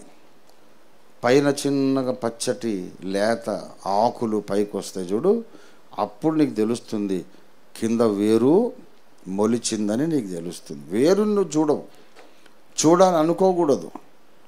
వేరును చూడడానికి ప్రయత్నిస్తే ఆ మొక్క చచ్చిపోతుంది. వేరెప్పుడూ సీక్రెట్గానే ఉండాలి. మరి లోపల వేరున్నదని నాకేం తెలుసు అంటే పైన పచ్చటి ఆకులు తీగలు రావడమే వేరు ఉన్నదనడానికి రుజువు. విత్తనం నాటితే వేరు మొలుస్తుంది, కానీ ఇక్కడ డైరెక్ట్గా వేరే మొలవటాన్ని గురించి మాట్లాడుతున్నాడు. చేదైన వేరు ఏదైనా మొలచి అనేకులను కలవరపరచుట వలన. నేను ఒక విషయం మీకు చెప్తాను. దేవుని సంఘమును పాడు చేయడానికి దుష్టుడైన అపవాది ప్రతి విశ్వాసి హృదయంలో చేదును మొలిపించడానికి ప్రయత్నం చేస్తున్నాడు. ఈ చేదు ఏంటో తెలుసా? నిష్కారణమైన ద్వేషం. ఆ ద్వేషము విచిత్రంగా పుడుతుంది. నిన్న మొన్నటిదాకా మనకు చాలా ఇష్టమైన మనిషి, చాలా ప్రాణానికి అత్యంత ప్రియుడు, ప్రాణ స్నేహితుడు, అతని కొరకు మనం ప్రాణమైనా ఇచ్చేద్దాం అనుకునేంత ప్రేమ, సడన్గా ఒకరోజు ఉదయం లేవగానే అతడు జ్ఞాపకం వచ్చి మనకు భయంకరమైన ద్వేషం పుడుతుంది, క్రూర ద్వేషం పుడుతుంది. ఎందుకో తెలియదు. ఎందుకు అతని మీద నాకు ద్వేషం? వద్దు, నేను ద్వేషించకూడదు అనుకుంటాం, పెనుగులాడతాం, అయినా ద్వేషం అలాగే ఉంటుంది. చాలామంది భార్యాభర్తల మధ్యలో ఇలాంటి చేదైన వేరు మొలుస్తుంది. చాలా అన్యోన్యమైన దంపతులు ఒక్క ప్రాణంగా ఉంటారు. ఒకరినొకరు అసలు ఏమే నాకు పంచప్రాణాలు, ఇతడే నాకు పంచప్రాణాలు అన్నంతగా ప్రేమించుకుంటారు. సడన్గా ఆ భర్తకు ఆ అమ్మాయిని చూడగానే అసహ్యం, ద్వేషం, కోపం, క్రూర ద్వేషం, క్రోధం పుడుతుంది. వెళ్ళవతలకి, ముఖం చూడలేకపోతున్నాం, గెట్ అవుట్ అంటాడు. పెళ్లి చూపుల్లో ఏమన్నా భూలోక రంభాన్ని చేసుకున్నాడు, ఇప్పుడు ముఖం చూడలేకపోతున్నాడంట. ఎందుకురా, ఏమైంది నీ కళ్ళకు? అదేంటానండి, ఐ డోంట్ లైక్ హర్. ఎందుకు యూ డోంట్ లైక్ హర్? అదంతానండి, నాకు ఇష్టం లేదు. వాడికే తెలీదు సాతాను పుట్టించే ద్వేషము చేదైన వేరు. నేను ఇప్పుడు చెప్తున్నాను, ఓఫీర్ మినిస్ట్రీస్లో కూడా, అలాగే ప్రపంచ క్రైస్తవ సమాజంలో కూడా అనేక మంది హృదయాలలో సాతాను ఈ చేదైన వేరు, విత్తనం ఉన్నందుకు కాదు, విత్తనము లేకుండా డైరెక్ట్గా వేరు మొలిపించిన సందర్భాలు ప్రతి క్రైస్తవుని హృదయంలో కూడా సాతాను అట్లాంటి సందర్భాలు రప్పించాడు. నేను చెప్పేది భక్తుల హృదయ రహస్యం చెప్తున్నా. ఇప్పుడు నేను చాలామందికి హృదయంలో భయంకరమైన ద్వేషం వచ్చేసింది, దాన్ని జయించారు. మన అగాపే సంపూర్ణ సువార్త సేవకులలో చాలామంది నాకు ఫోన్ చేశారు, అయ్యగారు, అన్నయ్య, ఎందుకు మిమ్మల్ని తలుచుకుంటే చాలా ద్వేషం కలుగుతూ ఉంది, నాకు భయం వేస్తుంది, ఇలాగే నేను తప్పిపోతానేమో, నాకు ఒక ప్రార్థన చేయండి అని ప్రార్థన చేయించుకొని ఆ శోధన జయించిన వాళ్ళు ఉన్నారు. నా జ్ఞాపకం సరైతే అలాంటి ప్రార్థన చేయించుకున్నటువంటి దైవజనుల్లో ఒకరు అరుణ్ కుమార్ గారు ఆత్మవశులైనారా? ఒకసారి మీరు కూడా అది అబ్బులు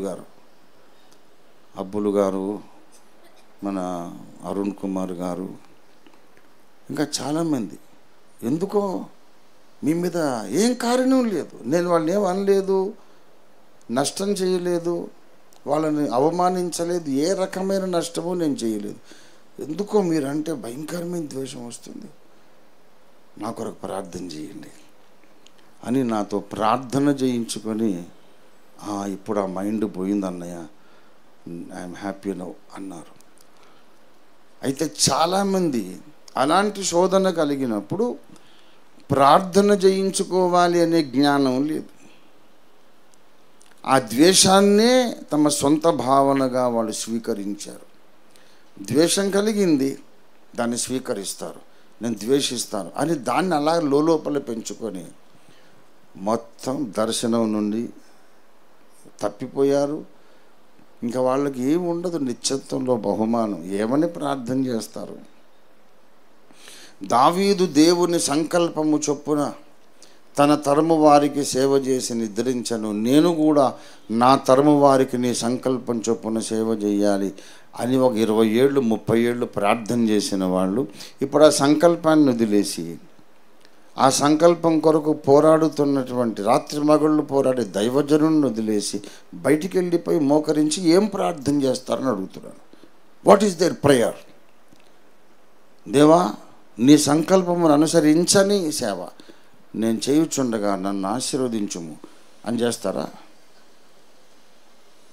ప్రార్థనే ఉండదు ఇక వాళ్లకు. ఏదో సాధించేశామని విర్రవీగుతున్నారు తప్ప లేఖనాలను ఎత్తుకొని ఇంతకాలం ప్రార్థన చేసి దర్శనం వదిలేసి బయటికి వెళ్ళిపోయినాక ఏం ప్రార్థన చేస్తారు? ఇప్పుడు మామూలు సంఘాలు ఉంటాయి,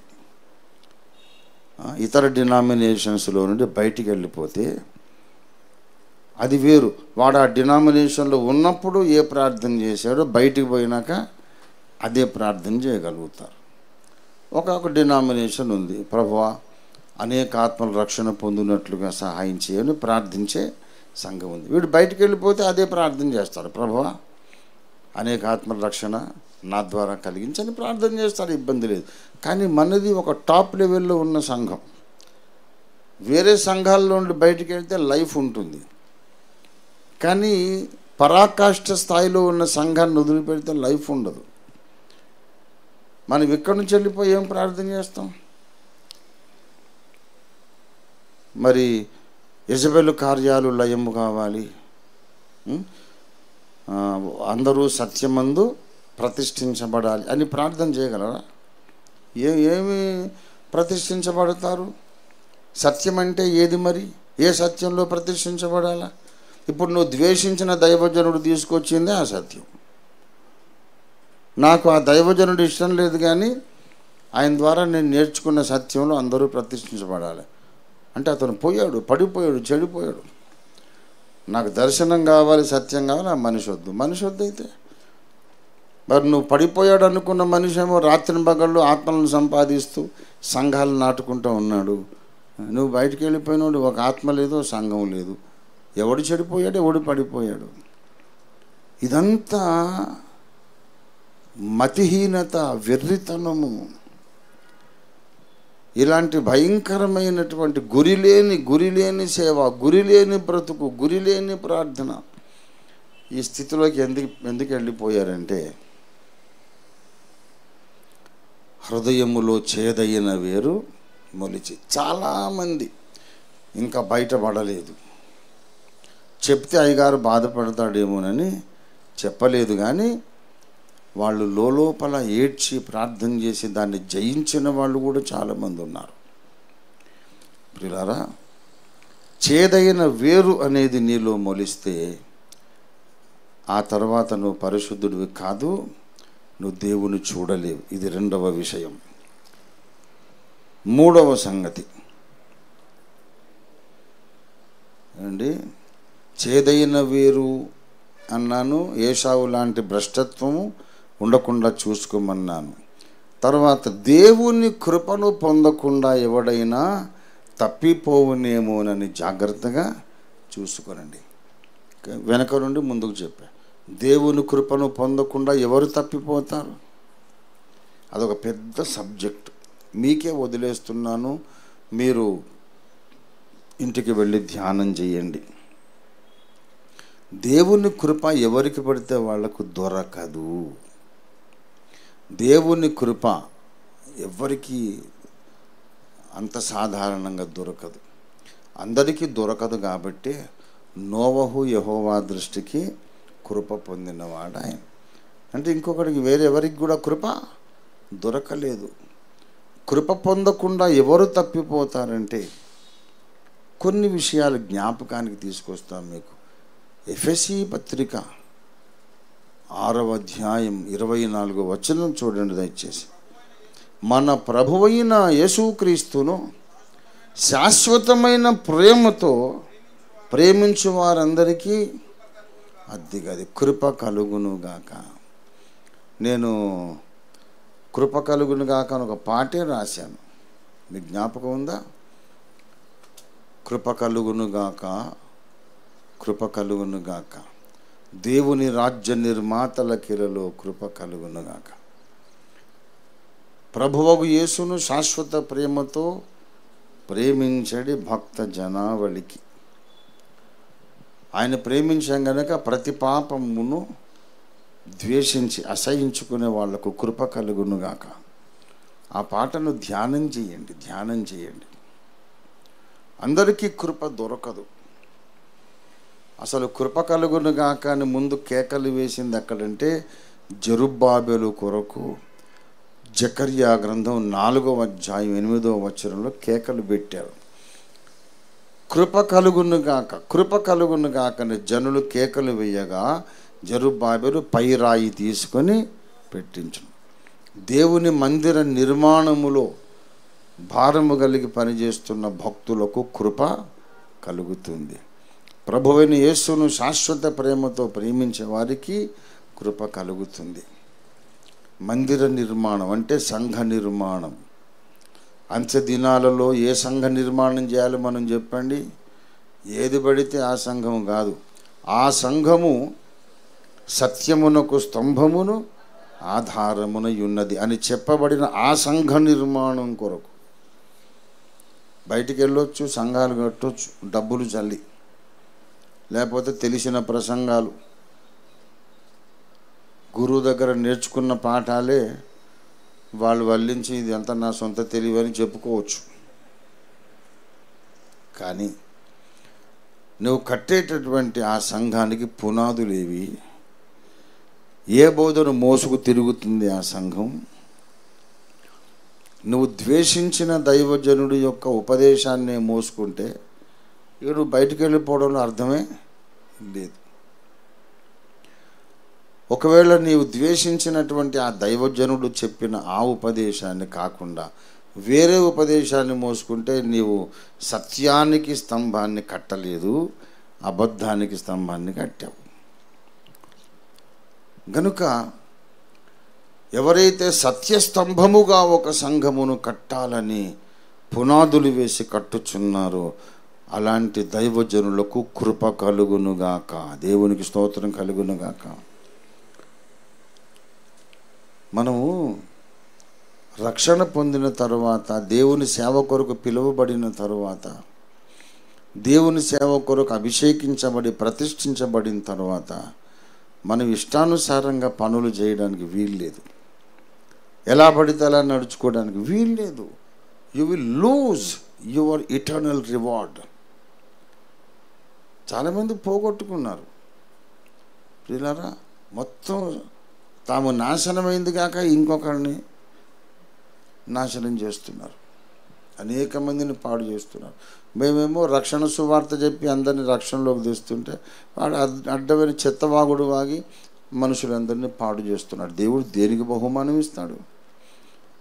మరి ఎవరి వలన రక్షణ కలగదు, యేసుక్రీస్తునందే రక్షణ అని చెప్పినందుకు బహుమానం ఇస్తాడా? ఫలానా దైవజనుడు మంచోడు కాదని చెప్పి వాళ్ళని పాడు చేస్తే బహుమానం ఇస్తాడా? మన దగ్గర నుంచి వెళ్ళిపోయిన ఒక భ్రష్టుడు ఉన్నాడు. వాడిని నేను చాలా ప్రేమించిన తర్వాత వాడికి ఈ వేరు మొలిచింది, చేదైన వేరు మొలిచింది. నా దగ్గరకు వస్తున్నాడు, కాళ్ళు బిసుకుతున్నాడు, అదంటాడు ఇదంటాడు, మళ్ళీ లోపల వేరు మాత్రం అలా చేదు బలపడుతూ ఉంది. నేను చూస్తున్న ఆత్మనేత్రాలతో. వాడు తనంతట తాను బయటపడాలిగా, నేనెందుకు ముందు బయటపడాలి? నేను సరే కానీ అనుకున్నా. వాళ్ళ ఊర్లో మీరు శ్రద్ధగా వినండి, ఒక అబ్బాయి ఉన్నాడు. ఆ అబ్బాయిని పిలుచుకుపోయి వాడిని పక్కకి తీసుకెళ్ళి ఏకాంతంగా కూర్చోబెట్టి, రంజిత్ తోఫీ గారు మంచోడు కాదు, ఆయన స్త్రీలోలుడు, ఆయన వ్యభిచారి, ఏమేమో, వాడు మంత్రగాడు, నేనట మంత్రగాడినట, నేను అఘోరానట, నేను క్షుద్ర పూజలు చేస్తాను. నైట్ అంతా నేను ఆల్ నైట్ ప్రేయర్ చేస్తుంటే నేను క్షుద్ర పూజలు చేస్తాను. అవన్నీ వాడికి చెప్పి నా దగ్గర ఇంకా ఆధారాలు ఉన్నాయి. అది ఏం ఆధారం ఉంటుంది? నా ఇంట్లో ఉన్న పిల్లలు నేను నైట్ అంతా ప్రేయర్ చేస్తున్నా చూడట్లేదా? ఆ పిల్లోడికి అవన్నీ చెప్తే వాడు ముందే వీక్ మైండ్. ఆఖరికి ఏ పరిస్థితి వచ్చిందంటే రంజిత్ తోఫీర్ గారు అందరికంటే టాప్ అనుకున్నాం. ఆయన్నే క్షుద్ర పూజలట, మాంత్రికుడట, అఘోరట. ఇంకా నాకు ఈ మతమే వద్దు, ఈ పాస్టర్లే వద్దు, నాకు ఎవ్వరు వద్దని మొత్తం భ్రష్టుడైపోయాడు. చర్చికి రావడం మానేశాడు, బైబిల్ చదివేది మానేశాడు, అంతా మానేసి ఆఖరికి ఆ డిప్రెషన్లో ఉన్నప్పుడు ఆయన ఏదో పరీక్ష రాసి ఫెయిల్ అయిపోయాడు, ఇంటర్వ్యూలో ఫెయిల్ అయిపోయాడు. కాబట్టి నాకు మనశ్శాంతి లేదు అని ఏదో అంతకుముందే కొంచెం స్లీపింగ్ పిల్స్ అవి మింగేవాడు. ఒకటేసారి నిద్ర మాత్రలు ఏదో మింగి చచ్చిపోయాడు.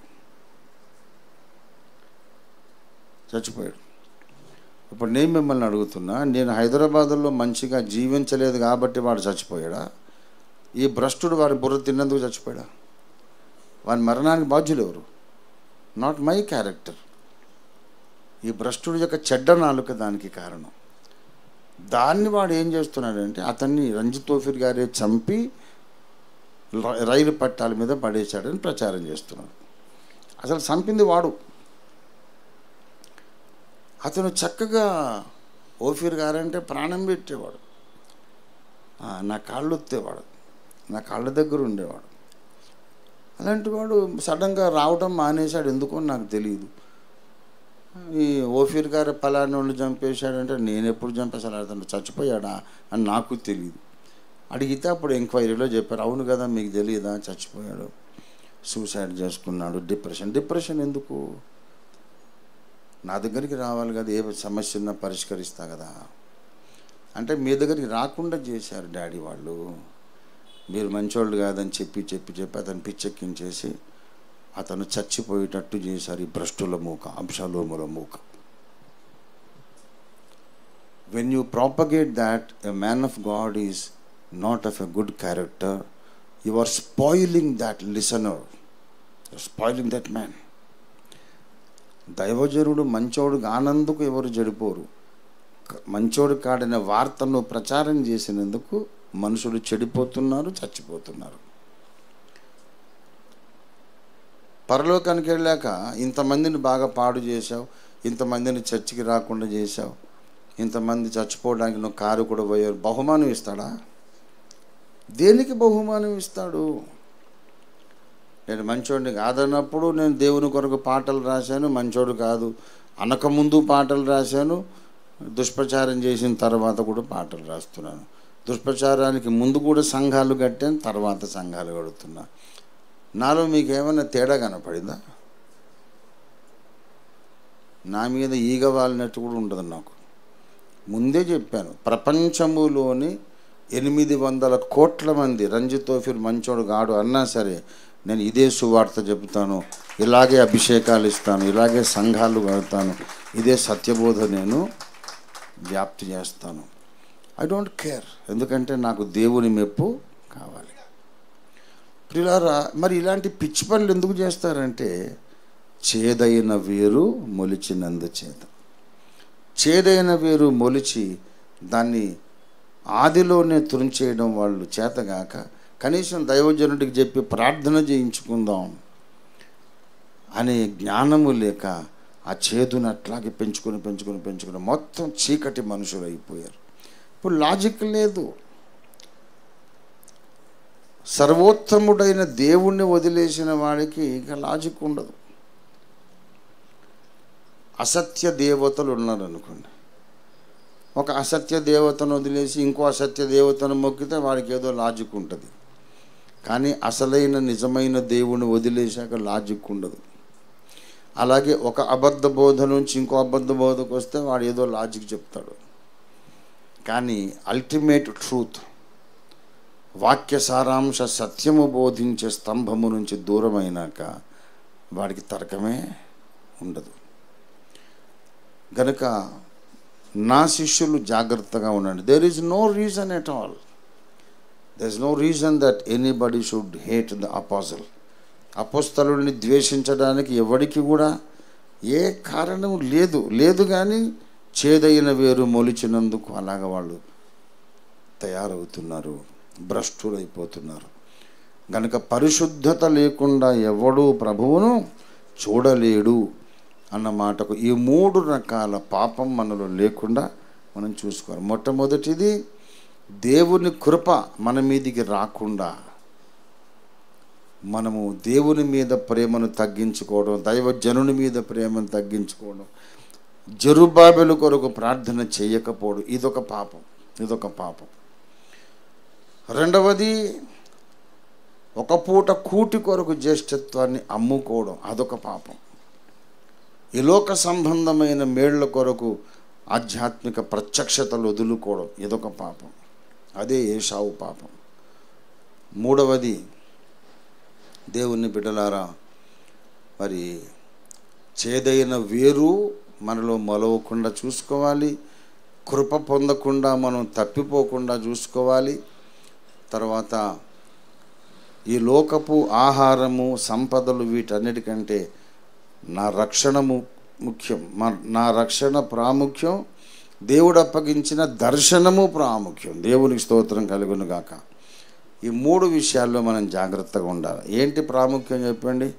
దేవుడు అనుగ్రహించిన సేవా పిలుపు, దర్శనము అన్నిటికంటే ప్రాముఖ్యం.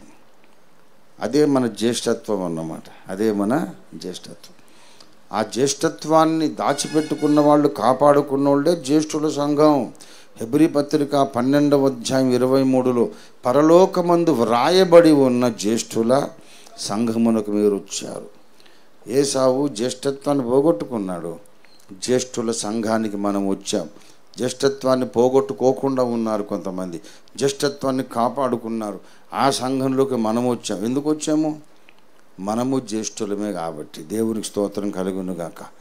శోధన జయించాం. చిక్కుడుగాయల కూర కాదురా, ప్రపంచంలో ధనమంతా మూటగట్టి నా కాళ్ళ దగ్గర పెట్టినా నేను దేవ దర్శనాన్ని వదులుకోను అన్నవాడే ఏశావు కాకుండా పోతాడు, వాడు యాకోబుగా మిగిలిపోతాడు. దేవుని స్తోత్రం కలుగును గాక.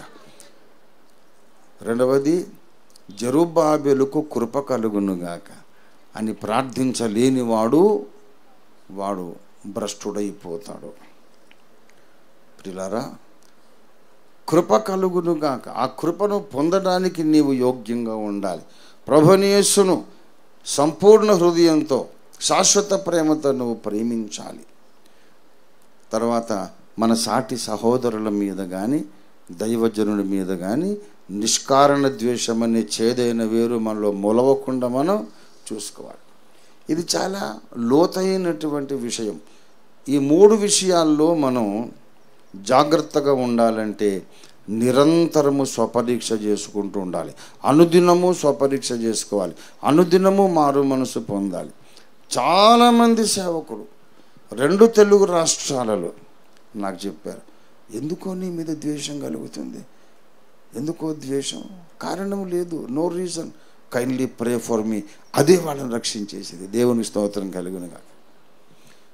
కనుక మనందరం ఈ 3 విషయాల్లో జాగ్రత్త పడదాం.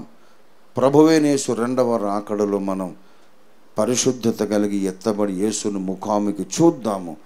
ఆ జ్యేష్ఠుల గుంపులో, సంఘంలో మనం ఉందాం. దేవుడి మాటలు మన వినికిడిలో ఆశీర్వదించి ఫలింపజేయునుగాక. రండి ప్రార్థన చేసుకుందాం. అందరము కన్నులు మూసుకొని మన 2 చేతులు ఆకాశము తట్టు పైకెత్తి, దేవా నన్ను రక్షించు అని మనం ప్రార్థన చేద్దాం. నేను ఏశావుగా మారిపోకుండా నన్ను రక్షించు తండ్రి, నన్ను కాపాడు తండ్రి. చేదైన వేరు నా హృదయంలో ఏది మొలవకుండా నన్ను కాపాడు, రక్షించు తండ్రి. ఒక పూట కూటి కొరకు నా రక్షణ ఆశీర్వాదాలను, ఆధ్యాత్మిక దర్శనాన్ని నేను అమ్ముకోకుండా, అలాంటి భ్రష్టుని కాకుండా, భ్రష్టురాలిని కాకుండా నన్ను కాపాడు అని మనం ప్రార్థన చేద్దాం.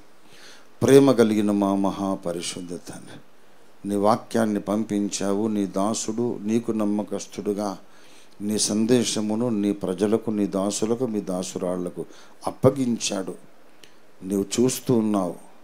మా అందరి హృదయాన్ని మీరు పరిశోధించి పరిశీలించి ఈ 3 విషయాల్లో మేమందరము జాగ్రత్త పడి అసలు సిసలైన పరిశుద్ధత కలిగిన వారుగా 7వ దూత బూర ఊదినప్పుడు మేము ఎత్తబడి మీ సన్నిధికి వచ్చి జ్యేష్ఠుల సంఘంలో ధన్యులుగా నిలబడటకు సహాయం చేయమని, మళ్ళీ వచ్చే మాసం ఇలాంటి అద్భుతమైన అభిషిక్త దైవజనుల సమావేశం వరకు మమ్మల్ని అందరినీ నీ కృపగల రెక్కల నీటిలో కాచి కాపాడి భద్రపరచమని, దీవించమని యేసు నామములో స్తుతించి ప్రార్థిస్తున్నాం తండ్రి. మన తండ్రి అయిన దేవాది దేవుని శాశ్వత ప్రేమయు సర్వ జగద్ రక్షకుడైన యేసునాథుని అనంత కృపయు పరిశుద్ధాత్మ దేవుని తోడి దివ్య మనోహర సహవాసమును చేరువచ్చిన మనకందరికీ, భూలోకమందున సకల భక్త కోటికిని ఇప్పుడు ఎల్లప్పుడు సదాకాలము తోడయుండి దేవునికి ప్రీతికరమైన పరిశుద్ధమైన సేవలు ముందుకు నడిపించునుగాక. ఆమేన్, ఆమేన్, ఆమేన్.